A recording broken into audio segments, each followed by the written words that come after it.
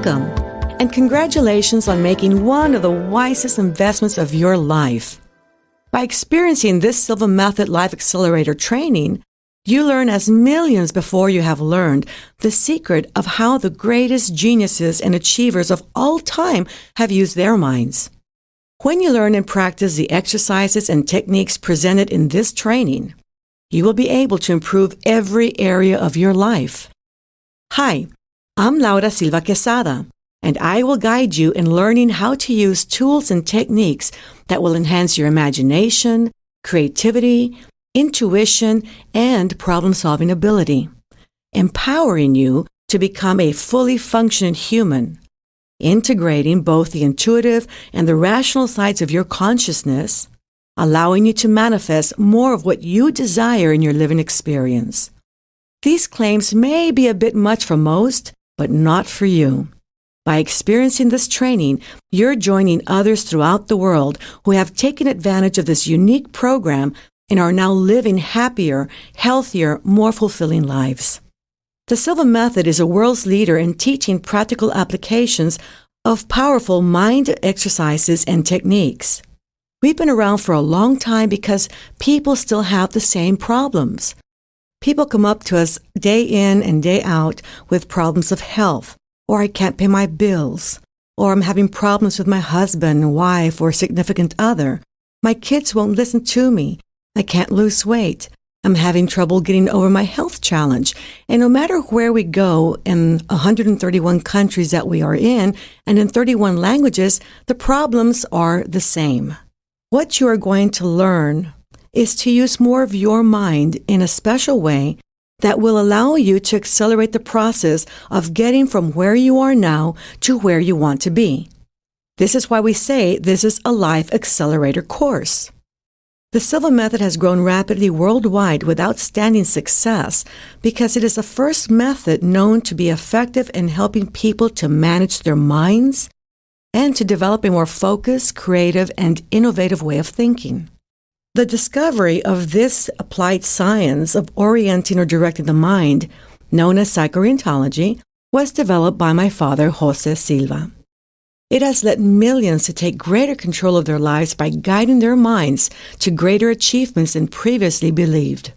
And you are going to learn to do the same. His discovery made clear that extraordinary mental functioning was simply the natural outcome obtained by controlling brainwave states and consciously directing the mind. Millions throughout the world and of all walks of life have benefited from this discovery, and now you can too. Others just like you have learned to function at lower brain frequencies with awareness. You achieve this in just hours of practicing the mind-directed exercises in the Silva Method Life Accelerator training. It's really a very simple thing to accomplish because you have done it every day of your life. To slow down brain frequencies is really quite easy. You do it every night as you go to sleep, and then when you wake up in the morning, they speed up again. We'll talk more about brainwave frequency and how the brain and mind operate a little bit later on. Independent scientific studies have shown that alpha brainwave activity is associated with inner levels of mental awareness, tranquility, rest, and relaxation.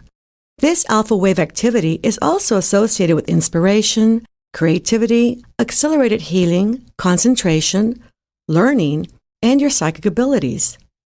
By learning to function with awareness at deeper alpha brainwave frequency, you will manage your internal state, thereby allowing you to focus your thinking, find solutions quickly, and manifest your goals. The Silva Method training provides the answer to the secret of manifestation. At the same time, you develop and build your creative thinking side. Eventually, you awaken your intuitive psychic awareness and learn to sense valuable information through other than your 5 physical senses. This subjective functioning will change your life forever. The key to awakening the genius within is to develop creative, intuitive thinking with a refined awareness, allowing you to function at your very best. By doing this, you're using whole brain thinking. You are engaging your right brain hemisphere and your left brain hemisphere, the inner conscious levels and the outer conscious levels, working in both worlds, the subjective world and the objective world. You will be able to use what you learn in this mind-expanding training to more effectively solve problems in your life and on this planet. With practice, you can enhance your new abilities and skills and make positive changes in your health, personal growth, emotional well-being, and prosperity. As you've noticed, this training consists of 10 CDs. I recommend that you listen to 1 CD per day and make this a 10-day training program. Learn the technique or techniques in every CD, practice it, and make the techniques work for you, and when they do, move on to the next CD. Make sure you listen to all the exercises in the order that they come. This will guarantee that you make the most of this training program. The doorway to possibilities is now open, and it's up to you to walk right through.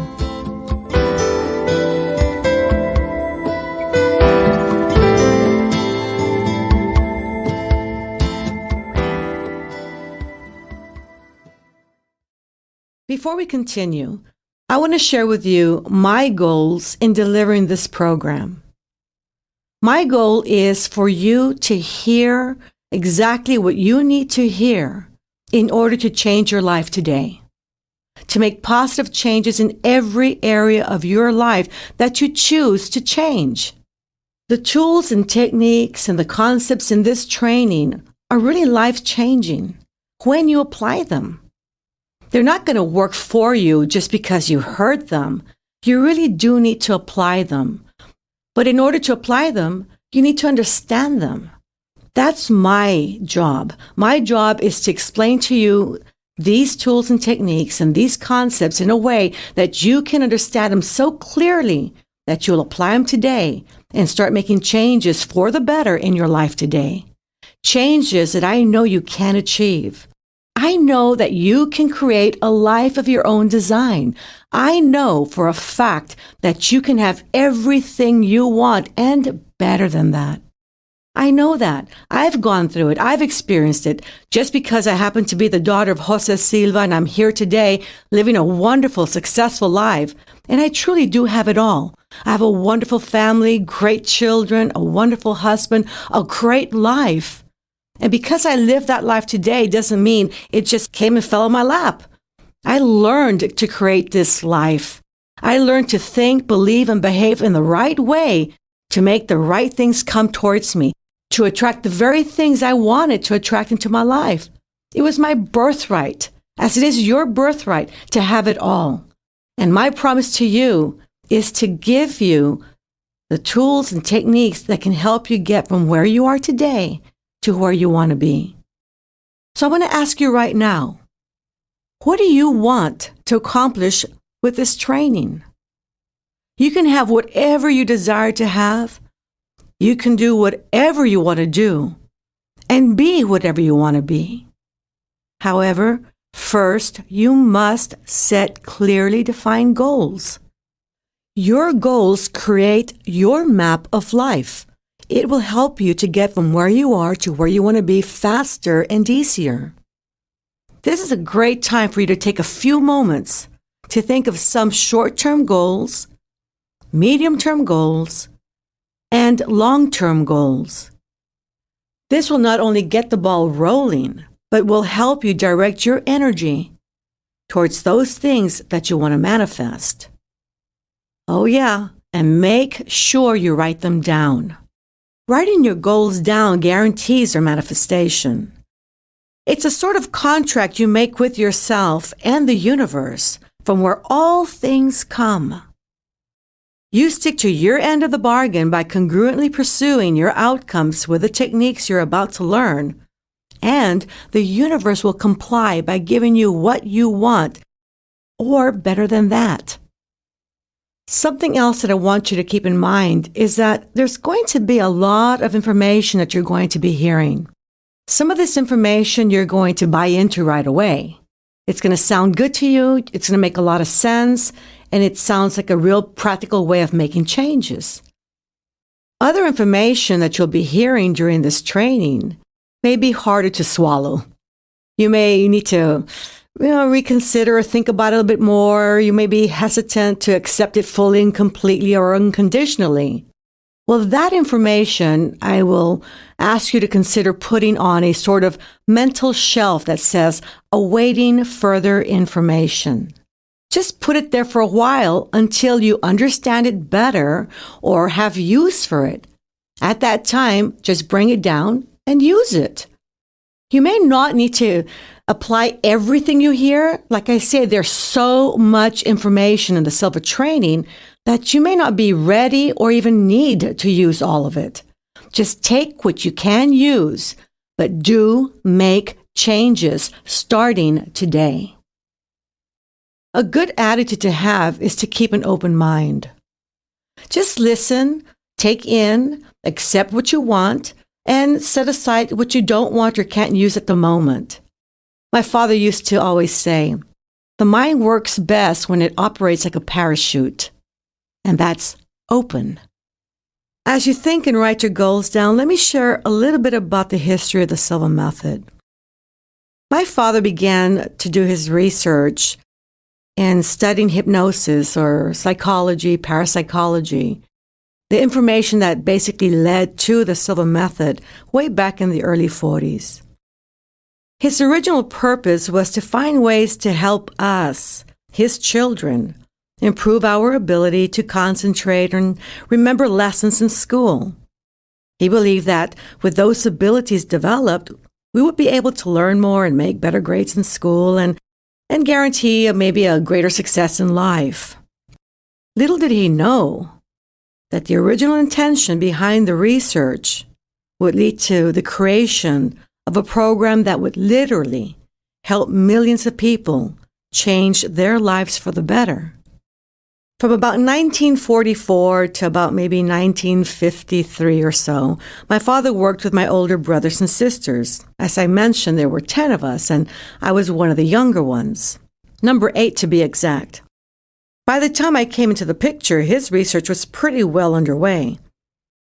It became very obvious early on that his children were achieving even more than what my father originally expected. Besides learning to relax and concentrate, improve their memory and improve their grades, they also began to develop their intuitive faculty. My sister Isabel was one of the children he worked with the most. Let me let her tell you a little bit about her experience with Dad. Hi, Laura. Thank you so much. It's so neat to be here, too. And you were mentioning about growing up together and all the experiences that we had. As a teenager, usually Sundays and sometimes every day of the week that Dad and I would work together. Initially, it started out as simple classic hypnosis. With the progression of these sessions, hypnosis then went into regression, different life experiences, which was very interesting to me, but it didn't have much anything to do with my present life. Dad would question during the regression period where I was, what I was doing, whether I was married or what age group I was at. And he soon became aware that before he even questioned, I would have the answers ahead of time, which then made him that much more excited and interested in what else might be around the corner that neither one of us was aware of. This must have been a time or soon shortly thereafter that Dad's interest and focus was then towards the intuitive nature of the human mind. This development of the intuitive faculty really impressed him, and he started to focus his research more on that aspect. In the years that followed, my father's research shifted, and he began to train people to develop their intuition, children and adults alike. During that time, he was perfecting what is now known as the Silva Method. Then in 1966, a group of artists from Amarillo, Texas, who heard him speak, asked if he would share his research with them. What they wanted to do is to be able to develop their creativity, to apply that to their artwork. And so my father went and presented what he was sharing at that time in his talks and lectures, and thus the first Silva Method presentation to the public was delivered. For the following 2 years, my father was the only lecturer, driving from city to city all throughout Texas, day in and day out. We hardly ever got to see him. He was on the road all the time. By 1968, he certified the first Silva lecturer, and that was Nelda Sheets from the original group of artists who took the very first class in Amarillo, Texas. I'll let Nelda tell you the story. Thank you, Laura.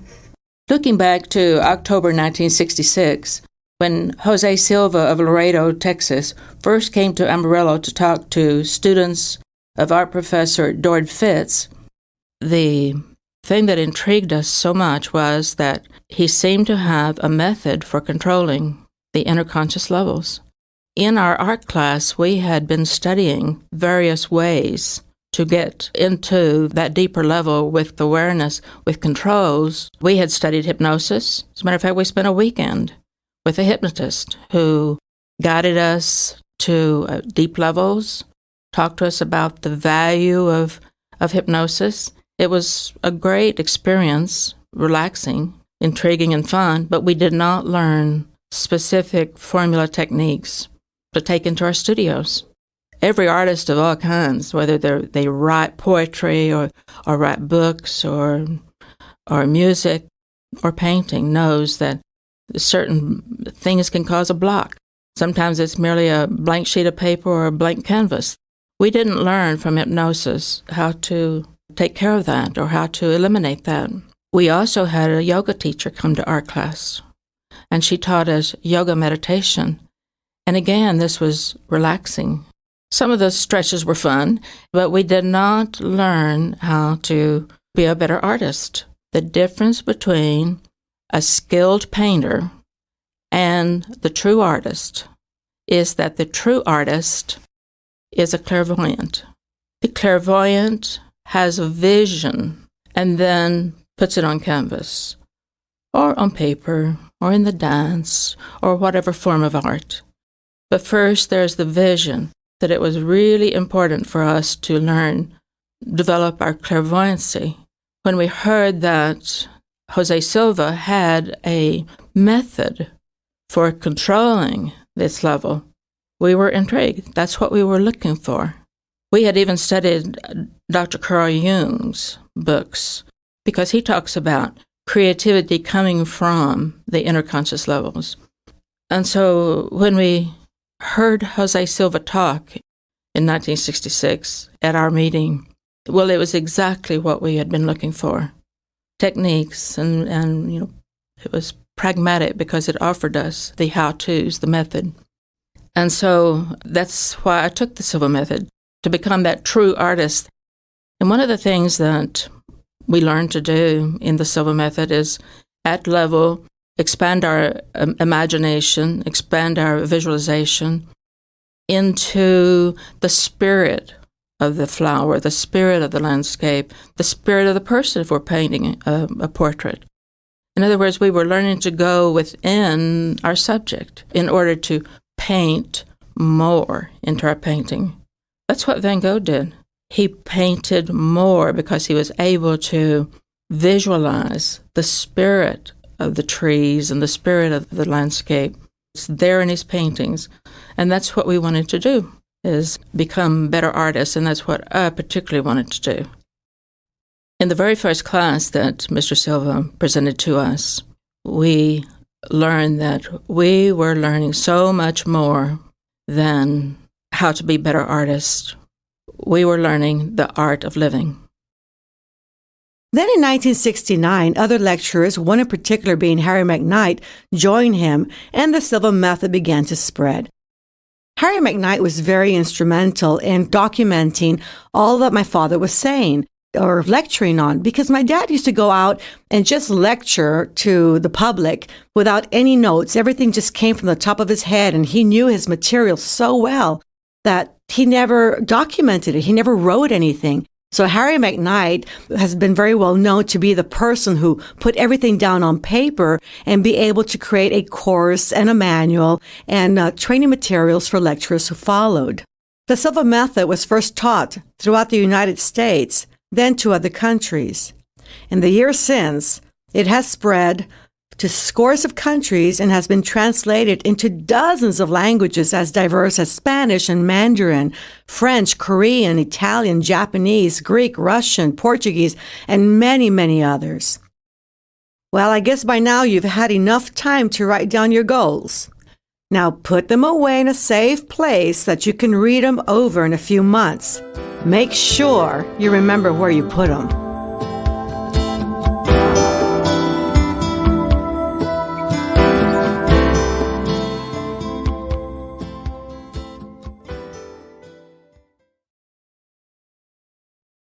Alicia Curtis and Janie Dolachek, some dear friends of mine and Silva Method instructors in the Oklahoma area, came up with a Silva Method formula that changed the world.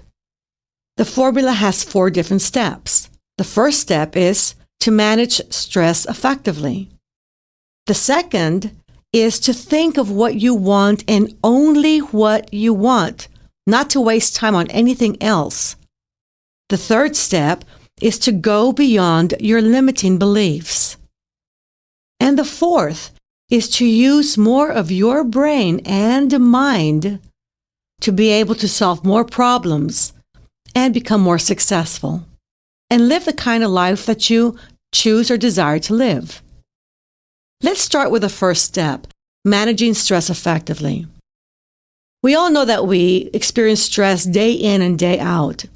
And stress is not a bad thing. It's only a bad thing when you can't manage it effectively. There's such a thing as good stress, also known as eustress, and bad stress, also known as distress. The good stress motivates you, mobilizes you, energizes you, whereas the bad stress paralyzes you, stifles your functioning, your thinking. And we want to focus more on how do we manage the so-called bad stress. Every time you experience stress, you have a certain reaction to stress. And that reaction to stress is pretty much based on how you believe, think, behave, your attitudes, your values. All those different factors influence your reaction to stress. The main thing that we want to accomplish here is that we want to convert the reaction into a response. But everybody reacts to stress, and most people react to stress in a somewhat similar way. When you experience stress, you may find that certain things happen to your body and your way of thinking.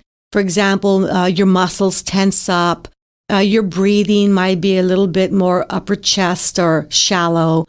Your eyes may narrow, your heart might beat a little faster, you sweat, you tense or clench your jaws, or your muscles in your back, your arms, your legs. And, when people go through that whole change or shift in their body, we tend to say that the body has now triggered the fight or flight response. Now, the fight or flight response is a response to perceived danger. The thing that we need to focus on is what is causing us to trigger the fight or flight response? Because most of the time we experience stress when we misplaced our keys, or when we're late to an appointment, or we're stuck in traffic, or we're getting upset with someone that wants us to do something we don't want to do. And none of those things are things that really risk our life. Remember, the fight or flight response is a response to perceived danger. None of those things are dangerous, yet those things are triggering all these things to shift in our body, like digestion stopping, the muscles tensing, our heart rate to go up, our inner processes to be put on hold, and everything else the fight or flight response demands. And we're doing this for things that don't merit it. Yet we say, well, I can't help it. That's the way I am. That's the way I react. And quite frankly, that's not true. People don't need to react to stress. They can respond to stress. And when you respond with ability, you are responding responsibly. When you learn to do this, you start to manage stress more effectively, where you are in control of it and it is not in control of you. Now, we want to be conscious of what is going on inside us, in our thinking process and in our body as well. Because once we add more consciousness to the mix, then we're able to manage stress more effectively and make it work for us. What happens a lot of the time is that there's some underlying currents or underlying reasons why we react to stress the way we do and not respond to it instead. We find that most stress is triggered by emotional factors, and those are abandonment, rejection, the feeling you get when you're not in control of the whole situation, for example, helplessness and hopelessness. These are some of the very core emotions that trigger stress. Now, in triggering these core emotions, we're saying to ourselves that I'm triggering something that is rooted in my past. So a lot of the reasons why I react to stress the way I do has to do with things that happened to me in the past. And they're rooted with abandonment, rejection, lack of control, helplessness, and hopelessness. Now, these are emotions. I need to remind you about that. And I remind you about that because when we're talking about the flight or fight response, fighting and fleeing are behaviors, are ways to protect ourselves to survive as a physical being, as a race, as humanity.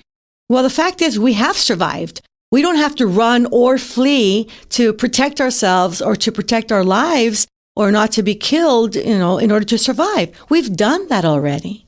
The thing that we now need to see is that stress reaction or that fight or flight response has evolved through time. And what used to be the fighting part is now anger, an emotion. And what used to be the fleeting part is now fear. So fear and anger have now replaced fighting and fleeing. It makes a lot more sense because fear and anger are emotions. And of course, so are abandonment and rejection and the loss of control or the feeling that you've lost control, helplessness and hopelessness. Those trigger the emotions of anger and fear. So whenever we feel stress, we need to ask ourselves, what really is causing the stress? What's triggering the stress? Is it that all of a sudden I'm triggering a sense of abandonment, like you're leaving me, you're going away, I'm being left alone? Or is it rejection? You don't want me, you don't like me, you're not accepting me for who and how I am? Or is it that we're such control freaks and we want everything to go our way, or we're going to get really upset and start stomping and pouting like, I want it this way, not the other way, do it my way? Or is it that it's hopelessness? There's no hope. I can't do anything about it. It'll never happen. It's impossible. There's no solution. Or helplessness. I can't do anything. I'm not resourceful. I don't have the skill, the knowledge, or the resources to make it happen. I'm helpless here. I'm weak. So one of those things then triggers the fear and or anger that leads to stress. But you need to remember that when it is triggered, it's something of your past. So who's actually in control of a situation when you feel or experience stress setting in or coming in? Who's in control? Is it the adult you who's talking, or is it the child you? Because anything that's triggered has to do with your past. But how far back into your past? When was the first time you felt abandonment? Was it a time when maybe your parents are going out to a nice romantic dinner and you were saying, I want to go too, and they didn't take you and you felt like they abandoned you? Who knows? When was the first time you felt rejection? That could have been a childhood experience as well.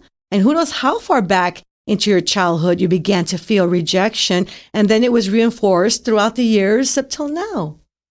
When was the first time you felt that you were weak and things were out of your control or helpless or hopeless? Again, all of these things are things of your past and they're being triggered, and that leads to anger and or fear and stress. So whenever you feel stress setting in, and you're probably going to feel it somewhere in your body, whether it's going to be in your jaws, your neck, shoulders, in the pit of your stomach, wherever you experience stress, the moment you feel stress, you need to stop and ask yourself, what's at the root of this? What's causing it? Is it my need to control the situation and I can't control everything and everyone all the time? So now you need to separate yourself from that child you or that past you that doesn't have the kind of resources the adult you has. And now, as an adult, say, how can I best handle the situation? And then go ahead and do so. I want to go back and remind you, that the fight or flight response has evolved through time, and now to replace it is anger and fear emotions. So whenever we're talking about stress and how stress affects our overall living experience, our way of making decisions and right choices, our way of thinking through problems, our way of being creative, our way to communicate effectively with people we love and work with, and also how stress affects our immune system and can really hurt our immune system, and that can easily lead to illness. In other words, stress can very much affect in a negative way everything we do and our health as well. We have often heard that 80% of all illness is stress related. So an easy way to work with that to start with is that every time you do experience stress, for you to become aware of where you experience it in your body, and at that moment, interrupt the pattern of reaction. And by doing that, you're able to then consciously respond to stress with ability instead. So the moment you feel the stress setting in, you stop, close your eyes, take a deep breath, and say relax and get in control. And then notice where the stress is experienced in your body, and then bring to mind what core emotion is being triggered. Is it abandonment or rejection, or the fact that I'm not in control of the situation or of that person, or I feel helpless or hopeless? Once you identify that, you recognize the fact it is a triggered emotion and belongs to something about your past. It could be that child you that lacks the resources to handle the situation appropriately or responsibly now here as an adult. And so you want to separate yourself from that child you, and you may want to go back to that child you during a meditation later on, and we'll talk more about that, and deal with that child you, and give that child you the resources that he or she needs in order to understand what's happening to you today. So now you come back as you are as an adult, and now you think of better ways of handling what's causing the stress. A child you might say, I don't like that, and stomp the feet, whereas the adult you might say, you know what, I really don't care for that, but let me see what I can do to make it better. And then you take the appropriate actions. So now you're left here as the adult, managing the stress and the situation more effectively and more appropriately.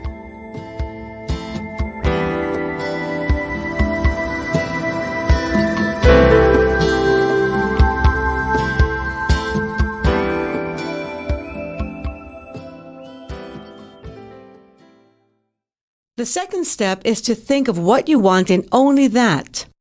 If there's only one thing you learn from this training, is to think positively. Positive thinking means thinking and talking about the things you desire, whereas negative thinking is thinking and talking about the things you do not desire. Positive thinking is an extremely important aspect of life in general. Every time you say words such as, I can't, I don't want to, but, try, or should, you are engaged in negative thinking. You need to also consider avoiding phrases like, that really makes me sick, I can't stand it, it burns me up, I hate this, it's a pain in the neck. These kinds of phrases only attract what you don't want in life. You need to remember that thought precedes physical manifestation.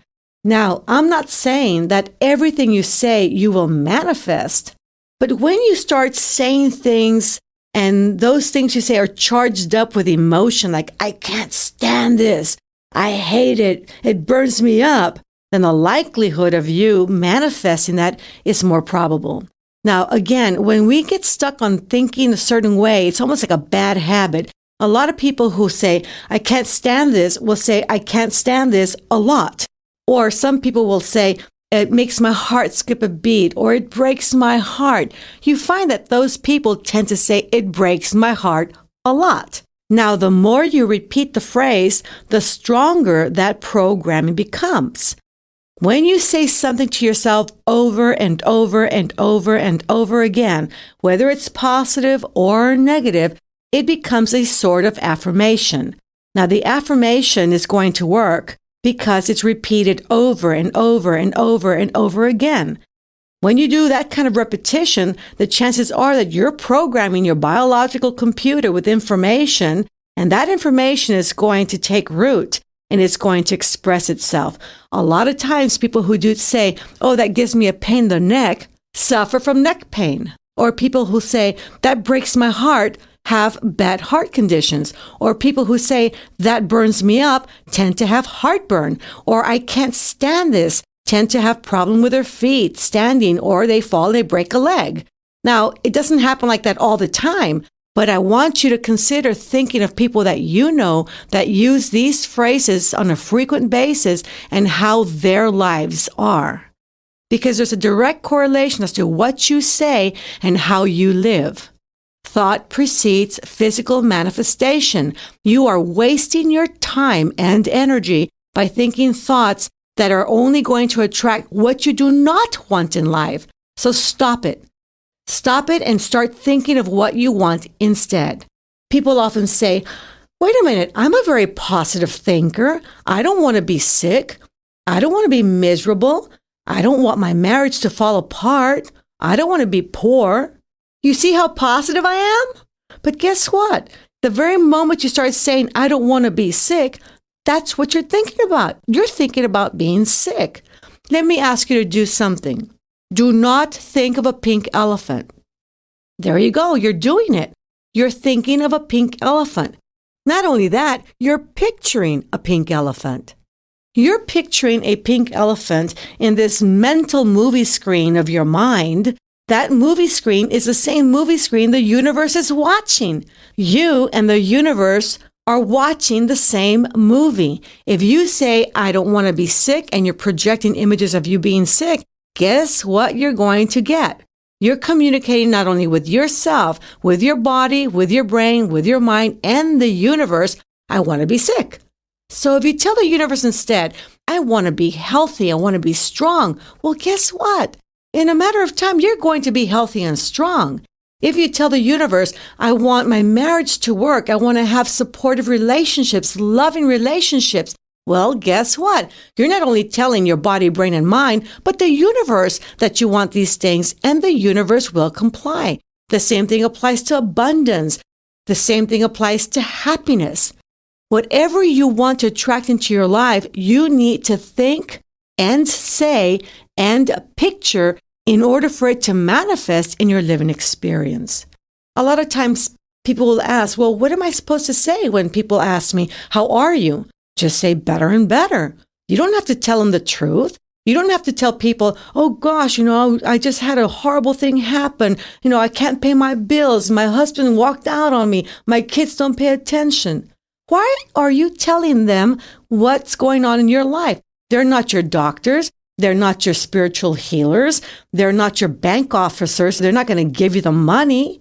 So why are you spilling your guts out to someone who's not going to give you anything back in return? In fact, the more you talk about your negative situations with people, the more that's going to go around to other people. And now you have negative energy coming back at you. You're going to have more people thinking negatively about you than you want. Why not just say better and better? My life is getting great, or my life is getting better all the time.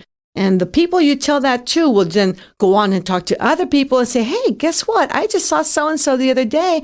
And man, he or she's looking great. She's doing better. I heard that everything's going well and things are looking on the up and up. And that person will tell somebody else. And you know how that story goes. It all comes back to you. And now you have a lot of people thinking really positive thoughts about you, sending you more energy for manifesting more what you want into your life. Positive thinking is not about, oh, I think it and it happens. Positive thinking is to think consciously about what you want to attract into your life and picture what you want and repeat it on an ongoing basis. So what do you have to do in order to change the polarity of your thought from a negative to a positive? Really simple. All you got to do is whenever you catch yourself saying something negatively or thinking something negatively, simply say, cancel to yourself. So what this means is that you're canceling out the negative thought or statement. But don't stop there. Then you need to replace it with something more positive. If you say, for example, oh, it really breaks my heart when I see that, well, then you say, oh, cancel, cancel. You might want to say instead, it really upsets me or it saddens me, but you don't have to break your heart in the process. This whole concept is called mental house cleaning, and there's 3 steps to mental house cleaning. First, recognition. You must recognize that the thought you're expressing is not to your benefit. Second, cancel out the negative thought by saying cancel, cancel. You need to cancel the negative thought or statement. And the third one is substitution.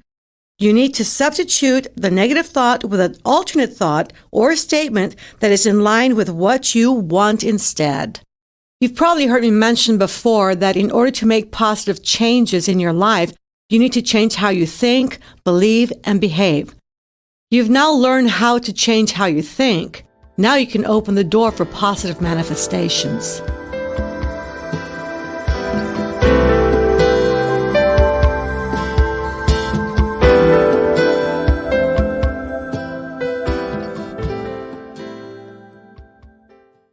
The third step to the Silva formula that changed the world is to go beyond your limiting beliefs. Many of our beliefs are from our earlier years and are frequently associated with experiences involving peers, parents, and education. These experiences may be either of a positive or a negative nature. Most often they operate at the subjective level and exert tremendous impact on our lives. But first we want to discuss or think about, well, what is a belief? I have so many times asked people, what is a belief? Define a belief for me. And they stay like, well, a belief is, and they really can't pinpoint the definition of a belief. If you don't know what a belief is, how can you work with it? How can you improve on it? How can you eliminate it or modify it?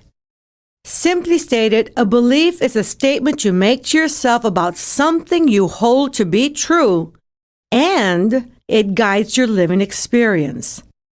If your living experience is something you're not really happy about, for example, maybe you're not as healthy as you would like to be, or maybe you're not making enough money to pay your bills and support yourself or your family. Maybe you're in a bad relationship.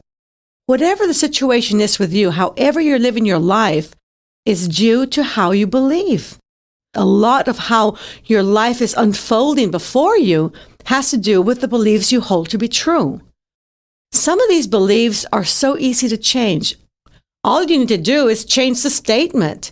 You're literally changing the belief itself, and you may be able to attract a different outcome in your life, attract different things to happen. For example, changing the belief statement from, I have so many problems that I'll never be happy, to, I will solve my problems and create greater happiness in my life, has the potential of changing your living experience. A good way to determine what you believe you deserve is to notice how you live. If your beliefs about life, love, health, happiness, and abundance work for you, then you keep them. If not, you need to change them. I often ask people to list their limiting beliefs, and they have such a hard time of thinking of even one, yet I'll hear them say things like, I want to be healthy, but with this illness, it'll never happen.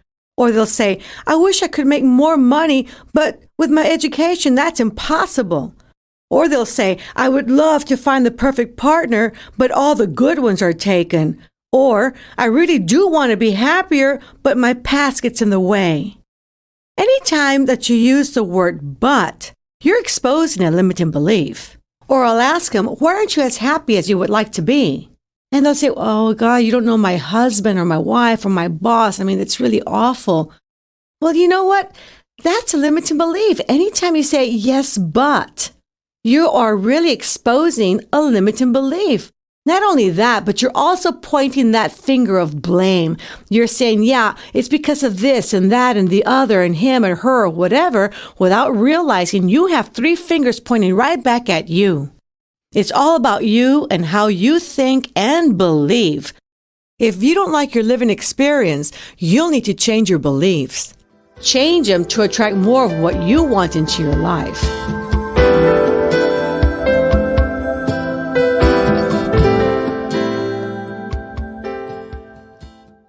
The fourth step is to use more brain and mind. What we want to learn to do here is to slow down our brain frequencies into the alpha and theta region, and then be able to use your mind at those frequencies in a special way to solve problems, to be more creative, to improve your health, and your overall mental ability by learning to use the potential of both sides of your brain. To begin with, using only one side of the brain to think with would be something like trying to dance with one leg. You can do much better with two legs. Your brain is composed of approximately 100 billion neurons. Neurons function by continuously firing energy and then resting. The number of times per second that they fire and rest is called their frequency. Your brain's many neurons are always pulsing at some frequency. Throughout your entire brain, different sets of neurons are firing at different frequencies. When you are in deep sleep, for instance, most of your neurons pulse very slowly. They pulse more rapidly, though, when you're in a light level of sleep, and faster yet when you're wide awake. The average vibration of an adult's brain when wide awake is normally about 20 cycles per second. Brain frequencies between 14 and 21 cycles per second are called beta brain frequencies. These frequencies are associated with the outer objective world. The brain, while at beta, perceives and gets information through the use of outer physical senses and is conscious of time and space. This relates to outer conscious levels of awareness. Slower frequencies between 7 and 14 cycles per second are known as alpha.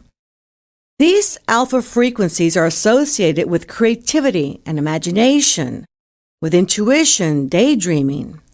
While a person is functioning at the alpha frequencies, the mode of thinking is very dynamic. Human intelligence can question, explore, deduce, create solutions to problems as well. In the Silva Method training, we use what is called dynamic meditation versus passive meditation. Passive meditation can be experienced while functioning at theta. Theta lies between 4 and 7 cycles per second. While at theta, a person uses inductive thinking. It's very different than deductive thinking. While at theta, the moment a person begins to question, the frequency of brain moves higher into the alpha or beta frequency. Alpha and theta are not directly involved with the physical world or physical senses. We're not necessarily aware of time and space at this dimension, so it could be that you can experience some kind of time distortion when you meditate. One of the benefits that you get by functioning at the inner conscious levels is that you can access your intuition and use your subjective senses to obtain information and help you accomplish your goals. And lastly, there are some lower frequencies below 4 cycles per second, which we reach during deep sleep. These are called delta brainwave frequencies. Very few people are able to remember information while at delta. Very little is known about delta at this time. Now, so much for the brain. Now, as to the mind. In the Silva Method training, we refer to the mind as a focusing faculty of intelligence and allows intelligence to attune itself to and through time and space. In just the same way that your eyes have a focusing faculty to attune vision to things far or near, through the mind, our consciousness can attune itself to things far or near, past, present, or future, and cause the brain to function at various frequencies. When we want to meditate, for instance, it is through the mind that we attune ourselves to slower frequencies of the brain. When consciousness wants to be more active, then it's through the mind that it attunes itself to the higher frequencies of the brain. Now, the mind has its own set of sensing faculties. It can see, hear, taste, touch, and smell, but with no barriers of time or space. So that means that the mind can project its sensing faculties to the past and get information of something that may have occurred, bring it to the present, and make corrections.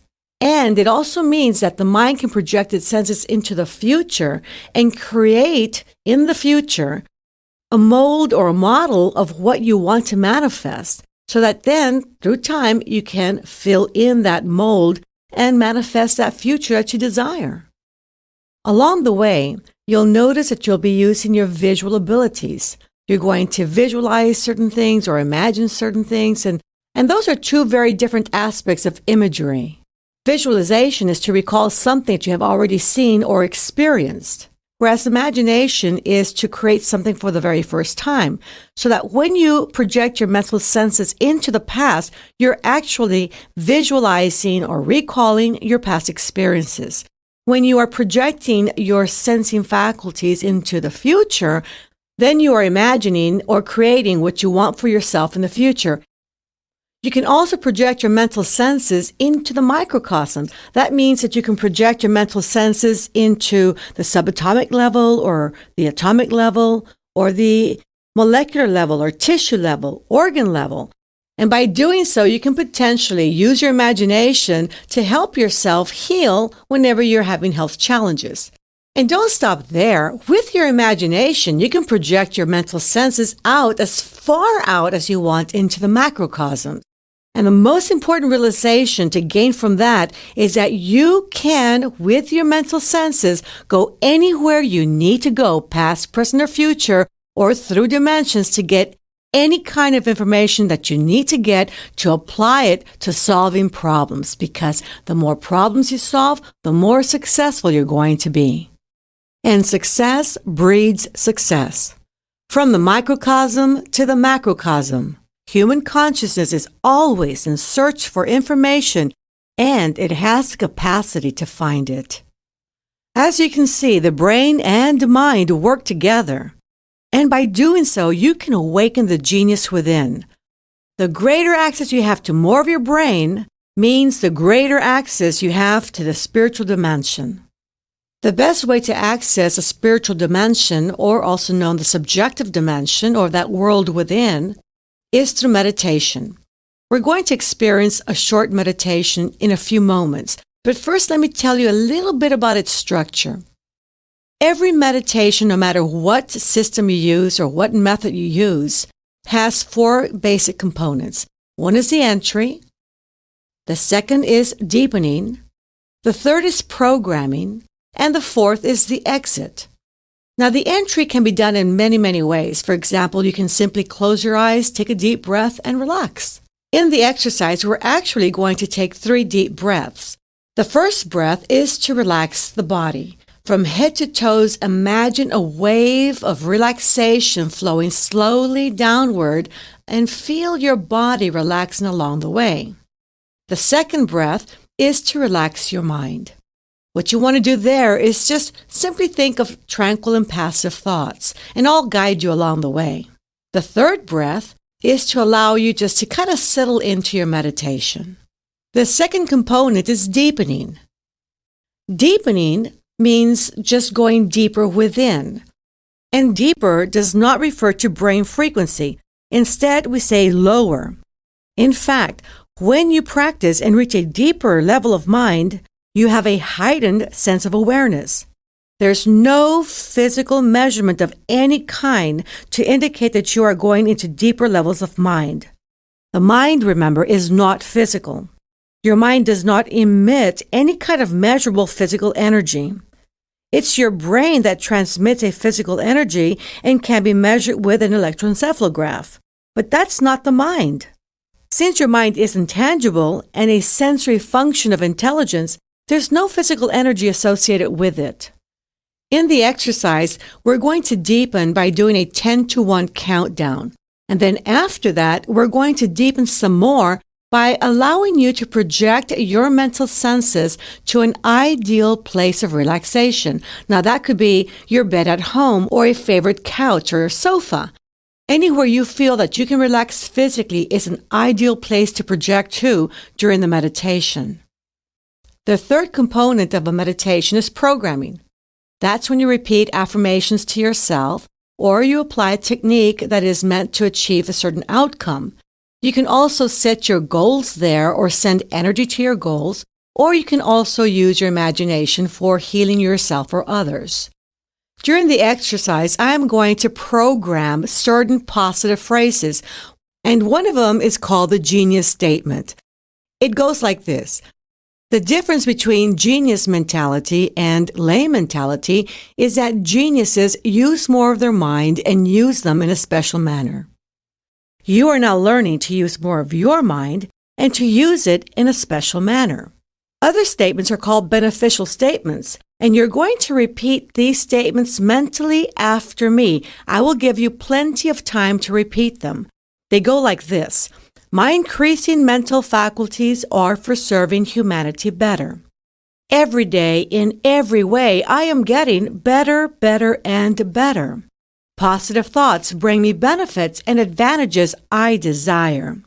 I have full control and complete dominion over my sensing faculties at all levels of the mind, including the outer conscious level, and this is so. I will always maintain a perfectly healthy body, mind, and immune system. The fourth component is the exit, and that simply means that you can open your eyes and come out of the meditation, or you can count yourself out from 1 to 3 or 1 to 5, or you can simply go to sleep if you're meditating at night. In the exercise, I'm going to count from 1 to 5. At the count of 5, you will open your eyes, be wide awake, feeling fine and healthy. It's just a more gentle way to bring you out of the meditation. And remember, all meditations are to be practiced in a safe, quiet environment where you can really focus your attention on going within and gain the greatest benefits by doing the meditation. Now, to get ready for the exercise, we recommend that you listen to the exercise once before actually doing it, and then go and find yourself a really great location, maybe a really comfortable chair. It could even be your bed. The only thing I want you to be aware of is that if you get too comfortable, you might go to sleep, because really what you're doing is almost duplicating the very same thing you do before you go to sleep at night. You get comfortable, you close your eyes, you take a deep breath, and you let yourself enter sleep. Only this time, what we're going to help you to do is to not go to sleep. We want you to stay conscious and aware as you learn to slow down your brain frequencies and enter the inner conscious levels. And when I say take a deep breath, take a really deep, full breath. Allow your belly to fill with air as you inhale and then contract as you exhale. Let's get ready for the exercise.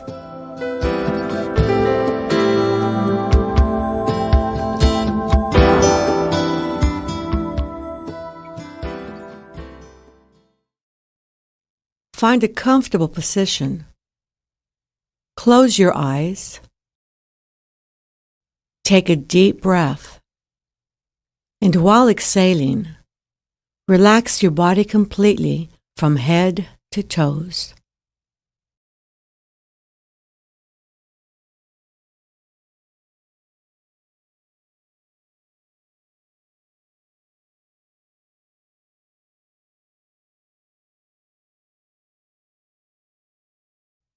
Take another deep breath, and while exhaling, relax your mind by thinking of tranquil and passive thoughts.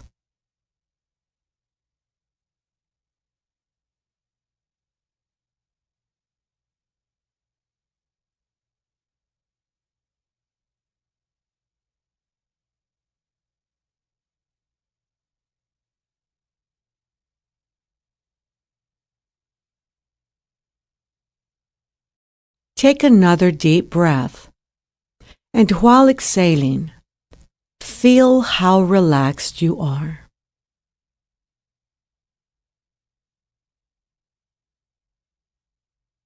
It's a wonderful feeling to be deeply relaxed, a very healthy state of being. To help you enter a deeper, healthier level of mind, I'm going to count from 10 to 1. On each descending number, you will feel yourself going deeper, and you will enter a deeper, healthier level of mind. 10, 9. Feel going deeper. 8, 7, 6, deeper and deeper. 5, 4, 3, deeper and deeper. 2, 1. You are now at a deeper, healthier level of mind, deeper than before. You may enter a deeper, healthier level of mind by simply relaxing your eyelids. Relax your eyelids. Feel how relaxed they are. Allow this feeling of relaxation to flow slowly downward throughout your body, all the way down to your toes.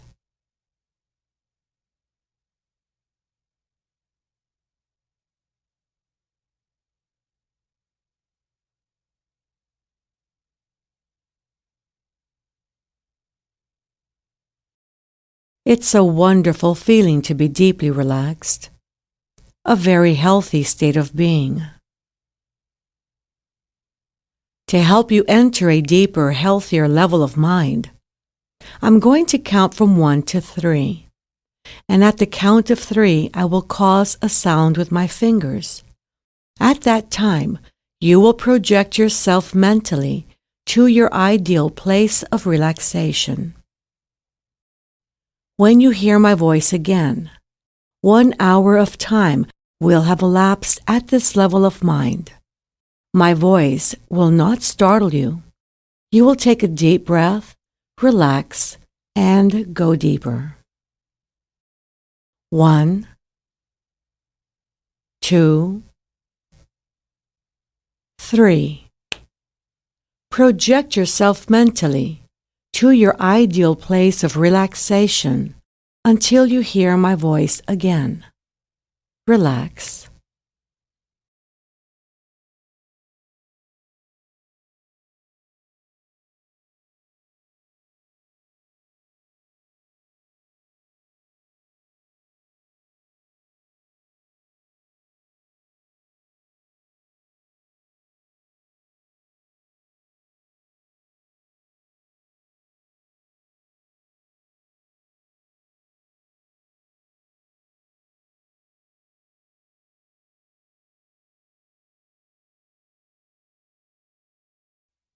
Relax. Take a deep breath, relax, and go deeper. The following are genius statements for your benefit. The difference between genius mentality and lay mentality is that geniuses use more of their mind and use it in a special manner. You are now learning to use more of your mind and to use it in a special manner.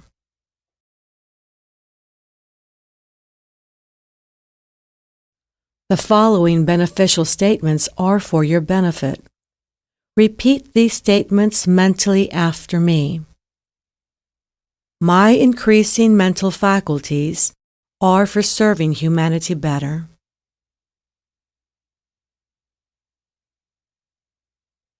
Every day, in every way, I am getting better, better, and better.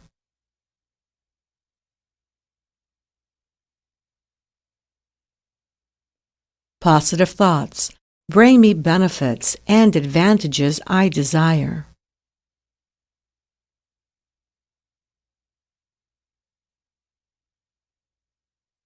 I have full control and complete dominion over my sensing faculties at all levels of the mind, including the outer conscious level, and this is so.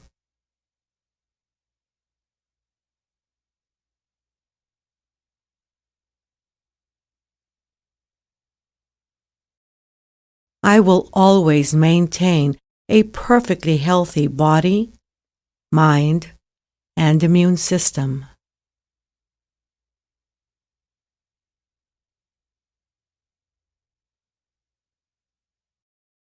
Every time you function at these levels of the mind, you will receive beneficial effects physically and mentally. You may use these levels of the mind to help yourself physically and mentally. You may use these levels of the mind to help your loved ones physically and mentally. You may use these levels of the mind to help any human being who needs help physically and mentally. You will always use these levels of the mind in a constructive, creative manner for all that is good, honest, pure, clean, and positive, and this is so. In a moment, I am going to count from 1 to 5 and cause a sound with my fingers.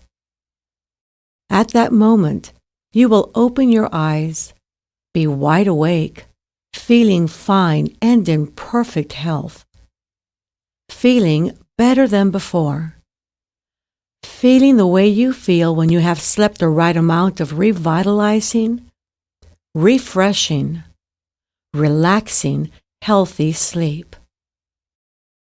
1, 2, coming out slowly now. 3. At the count of 5, you will open your eyes, be wide awake, feeling fine and in perfect health, feeling better than before, feeling the way you feel when you have slept the right amount of revitalizing, refreshing, healthy sleep. 4, 5, eyes open, wide awake, feeling fine and in perfect health, feeling better than before.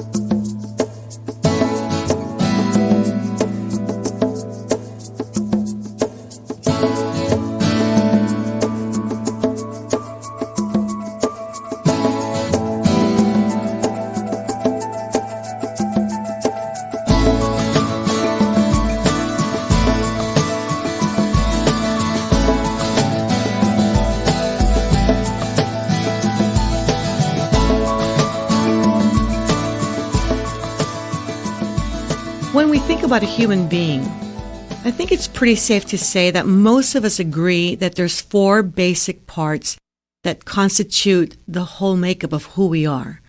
That's the body, the mind, the spirit, and the emotions. We can even include the intuitive part as well. We also know that each of those parts has certain requirements that it must meet up to in order to stay strong and healthy.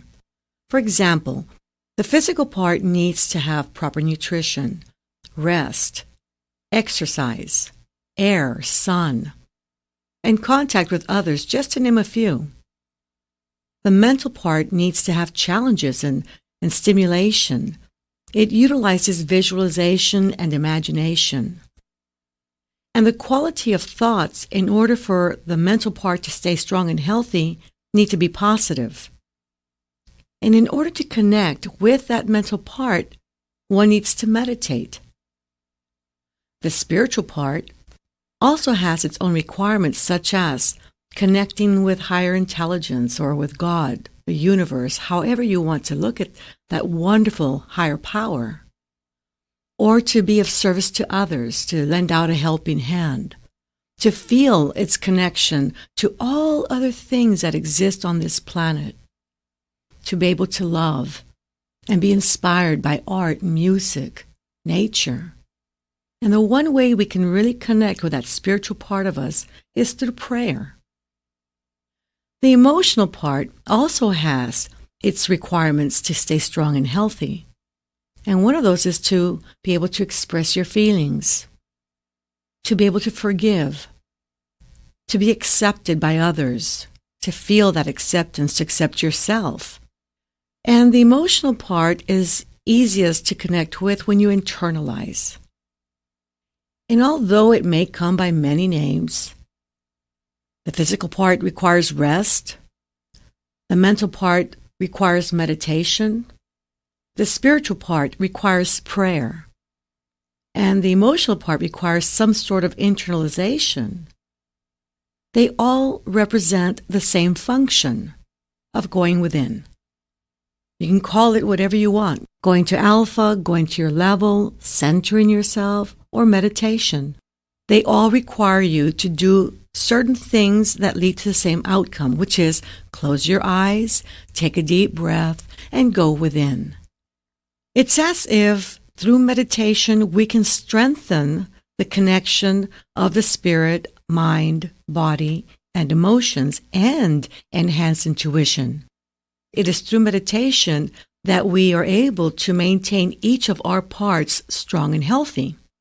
Meditation is no longer a luxury as it was once believed way back in the earlier years, but a necessity to maintain health.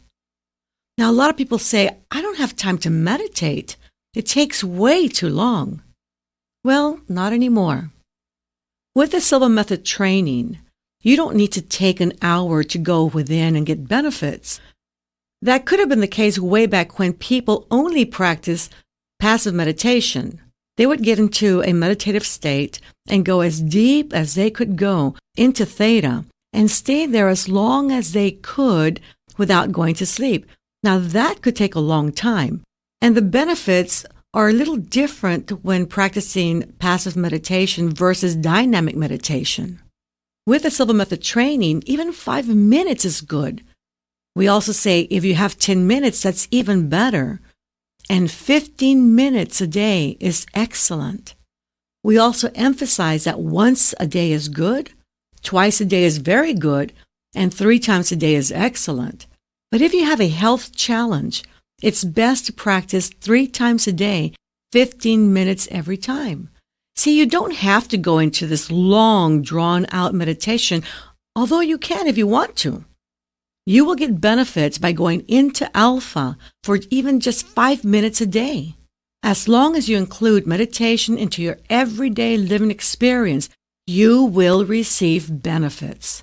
Now, the purpose of your meditation will dictate what kind of benefits you're going to gain. Is it because you want to energize yourself, or is it because you want to use imagery and speed up the healing process because you do have a health challenge? Or maybe you just want to improve your grades at school, have better concentration. Or possibly it's because you want to eliminate pain or discomfort. The long and short of it is that meditation is not a luxury. It is a necessity. Now, going back to those 4 parts, the body, the mind, the spirit, and the emotions, I think we all can agree that we certainly do have that mental part, that although it has its own requirements to stay strong and healthy, it is different than the spiritual part. And although the spiritual part has its requirements to stay strong and healthy, it's different than the emotional part. Although they're all invisible, because they are, you can't see, hear, taste, touch, or smell the mind, or the spirit, or the emotions, you do know they exist. Now, the body, that's easy because you can see it. Look in the mirror, you see yourself. But the interesting point about that is that when you get at the very core of who you are as a physical being. Even that is intangible and invisible. Sure, we can see the body. Yeah, and sure, we can open the body up and see organs. And we can slice organs up and see tissues and get microscopes and see cells and electron microscopes and see atoms and subatomic particles. The very core, the stuff of the universe is still invisible and intangible. That means it's spiritual. So not only is the very core of who you are as a human being spiritual in nature, so is your mind, so is that spiritual part of you, and so is the emotional part of you. So most of who you are is invisible, intangible, or rather, spiritual. It's no wonder Dr. Dyer says, you're a spiritual being having a human experience and not the other way around. And the quality of that human experience totally depends on you. The great thing is that with meditation and our mental faculties, we can seek out information wherever it is. It doesn't matter where information may reside. We have the power to access it, bring it back, and apply it towards solving problems. As my dear friend and one of my greatest mentors, Harry McKnight, would say, you really need to ask yourself the question, who am I? If I can go forward and backward in time, that's the power of being infinite. If I can know things that I would have no other way of knowing, that's the power of being omniscient. If I can bring that information that I learned and apply it to solving all problems, that's the power of being omnipotent, infinite, omniscient, omnipotent. Who are you? Because whoever you are, higher power and you are related.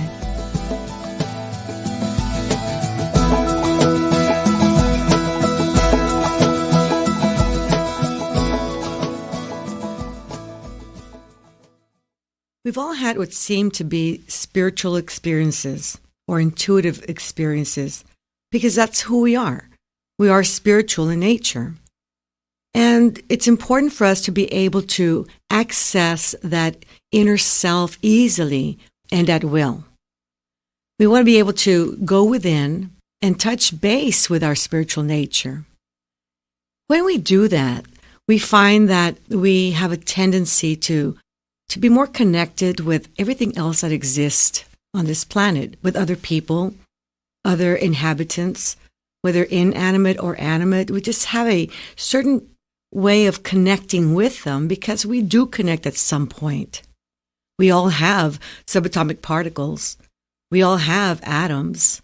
We all have molecules. Whether we're talking about something that is inanimate or animate, we all have those different levels of existence within us. So we are in rapport at some level with everything that exists on this planet. And it may be that we have even greater rapport with plants than with inanimate matter because of cell life. That's another level of existence that we have in common. And more so with animal life, because now we're talking about cells that come together to form tissues and organs that form systems, and the systems that form a whole human body. So the more complicated the existence, the greater our rapport seems to be. It stands to reason that one of our duties as spiritual beings is to extend a helping hand to everything else that exists on this planet. We have the capacity to think and to reason, to be creative and solve problems. We are able to make this a better world to live in. So part of our purpose as far as life is concerned is to be here to solve problems. That's the beauty about being able to go within. You're able to be more creative, think of more solutions, because you'll always be able to find a solution to every single problem that exists. And not just one solution. What's so neat about going within is that for every single problem you have, you can probably think of 5 or 6 or 7 solutions. Just pick the best one. If it works, great. If not, go with the next one or the next one. But you have no excuse Once you start using your mind in this very special manner, and you go within and access your spiritual nature that can go forward or backward in time or be anywhere on this planet or any planet in the solar system or any solar system in the galaxy or any galaxy in the universe. When you can do that, you have no excuse for not finding solutions to your problems. I always like to say, either do something about it or zip it up. There's nothing wrong with problems. Problems provide us the best vehicle for growth, for learning, for succeeding, because again, the more problems you solve, the more successful you become. So there's no excuse, now that you know that you have access to all information, to not live the life of your own design. One of solving problems and making this a better place in which to live for yourself, for your loved ones, and for everyone who follows. There's a great statement my father always put into his mental exercises.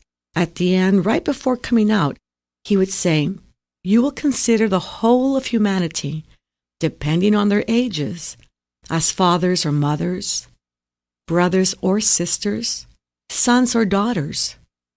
You are a superior human being.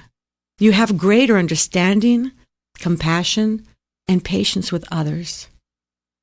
That's such a great statement. It implies that we're one big family. And if we could just see each other in that light, I think we'd be more ready to extend a helping hand, more ready to solve problems, not just for ourselves, but for everybody else, and truly turn this planet into a paradise. And by superior, I mean superior to who you were just a while ago, before you learned these concepts and applied these tools. A lot of what you're going to be learning in the Silva Method training, the tools, the techniques, the concepts, a lot of those, some may say, ooh, it's New Age stuff. It's really not New Age. It's age-old. These age-old truths are now wrapped in modern-day wrappings. Just because they look and sound very today-like doesn't make it New Age. They've been around for a long, long time. And because they've been around for a long, long time doesn't mean that they're ancient or no longer valuable. The reality is that people still get sick. People still have problems. People still have emotional hang-ups. And they can't pay their bills. And they can't seem to lose weight. I don't care how modern you are. People still get sick and die. Still get into accidents. Still make wrong choices and decisions. The great thing is that once you learn to go within, you're able to access your creativity, your intuition, your gut feeling, and be guided to making wise choices and decisions. And once you start doing that over and over again, you begin to recognize or identify that feeling that's attached to making right choices and decisions. That feeling is what we call a point of reference. And that feeling is what you want to lean on or go back to every time you're about to make another choice or another decision, and you want to make the right one. And review those times that you either thought, believed, behaved in a way that led to something positive, because that whole experience, that whole internal experience that you go through or that you have before you make a right choice or decision can be duplicated by remembering the last time that happened. And it's also a great way to be able to repeat success. In essence, what we're doing is educating our subjective senses. We are learning how to discern and to make distinctions as to what we are sensing with what we see, hear, taste, touch, and smell with our mind. And it's not very different than what we did when we were growing up. If you think way back, or you think of a child, for example, that you know, they're constantly making points of reference with how things feel or how things smell and look. They need to make distinctions between the way steam looks versus the way smoke looks. Although they're very similar, they learn through time that one is very different than the other, and they know how to discern that information. And the more points of reference you make with what you see, hear, taste, touch, and smell in either environment, the physical world or the subjective world, the farther out into that environment you can go. and then come back. And as we go through life, we find that people who make more points of reference can go farther out into the environment and then come back safely. And the same is true in the subjective dimension with your subjective senses. When you establish many points of reference with what you see, hear, taste, touch, and smell with your mind and have no barriers of time or space or dimensions, well, then you can go anywhere, bring back that information, and through time, train yourself to discern or make the distinctions of what you're perceiving so that you'll know exactly how to interpret that information and apply it for problem solving. What we want to do during the exercises as you go through the training is that you want to establish various points of reference, because those points of reference are going to allow you to duplicate your experience when you're meditating, and they're also going to allow you to duplicate your successes in real life experiences. Your points of reference are also going to allow you to go in and out of alpha easily and quickly. In fact, you don't even have to close your eyes to enter alpha. You just need to recall what that experience is like and internalize your state of mind by defocusing your eyesight or vision, kind of like daydreaming.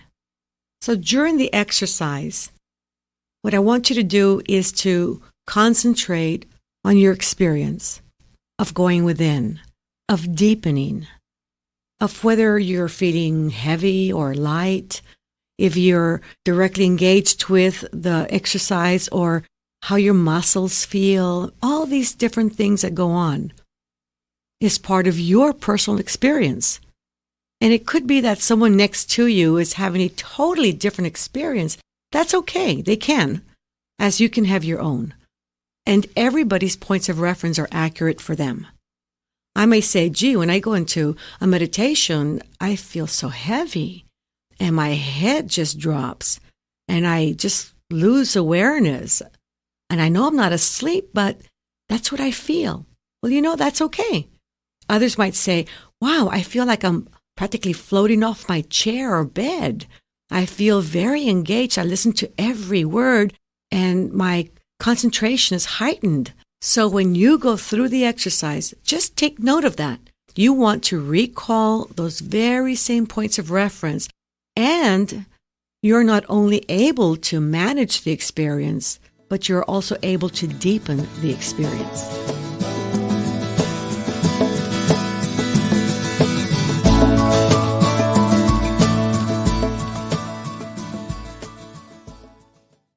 In the exercises you're going to be experiencing in the Silva Method training, you're going to enter by using the 3-2-1 method. Now, each number will have assigned to it a specific purpose. For example, number 3 is going to be utilized to reinforce physical relaxation. So when I ask you to get comfortable and then close your eyes, take a deep breath, and while exhaling, to picture the number 3 times. Number 3 will always be for physical relaxation. After you mentally repeat and visualize the number 3 times, I will continue with the exercise by guiding you through a part-by-part body relaxation. It's referred to as fractional relaxation. The idea is that it's easier to relax part of your body than it is to relax the entire body at one time. We're going to start with the head area. First, I will say, concentrate your sense of awareness on your scalp, the skin that covers your head. You will feel a fine vibration, a tingling sensation, a feeling of warmth caused by circulation. Now release and relax all tensions and pressures from this part of your body and place it in a deep state of relaxation that will grow deeper and deeper as we continue. Now notice, that's a long statement, and it's during that time that you are going to concentrate on just that part of your head. You may very well experience that tingling sensation due to circulation. So take a moment to actually focus your attention on your scalp, and then Release all the tensions and pressures that you may be feeling. A great tool to have in mind is to give yourself a little smile. A smile has a tendency of relaxing the muscles in your face and scalp.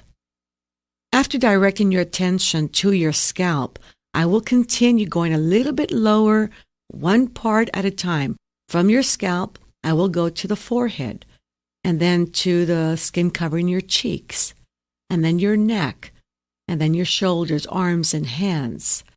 Along the way, just simply concentrate on that part or those parts of the body, concentrating on the skin covering the body, the sensation that you experience on your skin, and how your clothing makes contact with your skin. Anytime you focus your attention in that way, you have a tendency to not only relax that part of the body, but go deeper and deeper within. When we get to the chest area and then to the abdominal area, I'm going to ask you to focus your attention within the chest area, or later within the abdominal area. When you do that, think of the different organs within your body and imagine them to be functioning in a normal, healthy, rhythmic manner. Even if you have a health challenge, for more reason, picture whatever organ you're having a challenge with functioning in a normal, healthy, rhythmic manner. We'll continue with the legs, and when we get to the legs, especially the thighs, I'm going to ask you to sense the vibration at the bones within your thighs. That those vibrations, by that time, should be easily detectable. And then we'll continue with the knees and the calves and your feet all the way down to your toes. Once we have relaxed the body from head to toes, we're going to go through a process of desensitization, which means that you're going to imagine as if your feet do not belong to your body. And then later I'll say your feet, ankles, calves, and knees, shoulders, arms, and hands feel as though they do not belong to your body. The goal is for you to focus on the internal experience and not the external experience. If you've never done fractional relaxation before, you may be in for a really great surprise. This part of the exercise, the one that's associated with deep physical relaxation and the number 3, lasts about 15 minutes, and that's plenty of time to experience deep physical relaxation. Now remember to make your markers to establish points of reference along the way, because it's with those markers that you're able to duplicate the same depth and the same physical relaxation in future exercises, but in a shorter period of time. In other words, you can get into deep relaxation faster and easier every time you practice. You will then take another deep breath, and as you exhale, mentally repeat and visualize the number 2 3 times. Number 2 is associated with mental relaxation. Now, mental relaxation can be easily accomplished by thinking of tranquil and passive scenes. In the exercise, I will say, a tranquil and passive scene for you may be a walk through the woods on a beautiful summer day when the breeze is just right, where there are tall shade trees and beautiful flowers, and a very blue sky, and birds singing in the distance. Hear the birds singing in the distance. Now that phrase is very interesting because not only do I want you to project yourself into that experience, but I also want you to utilize your sensing faculties. Imagine what it feels like to be walking in the woods in a beautiful summer day, to experience the temperature, to experience the smells, the fragrances, to actually hear the birds singing in the distance. Incorporate your visual, your auditory, your kinesthetic modes of sensing information to make it a very full experience. Now, I'll also say this is level 2 for mental relaxation where noises will not distract you. Now remember that because in the future, we're going to be able to utilize that little program where noises will not distract you. Noises will help you to concentrate. The goal is for you to project yourself into that scene and experience how wonderful it is to be in a tranquil and passive environment. I'm also going to allow you time to experience those tranquil and passive scenes.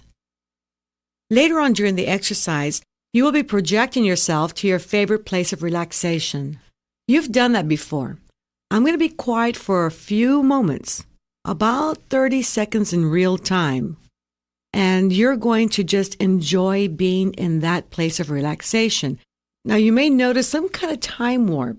The 30 seconds may seem like 30 seconds, but they may seem like an hour. And I'll even mention an hour of time will have elapsed at this level of mind. Anytime I mention that, it's simply to let you know that you can relax and deepen and enjoy the experience. And that's your goal, to deepen as much as you can. It's my job then to pull you back out or to bring you out of the exercise, and I will. Now, it is a 3-to-1 method, so you still have another breath to take, your third breath, and as you exhale, mentally repeat and visualize the number 1 3 times. Now, number 1 is also referred to as level 1 or the basic plane level.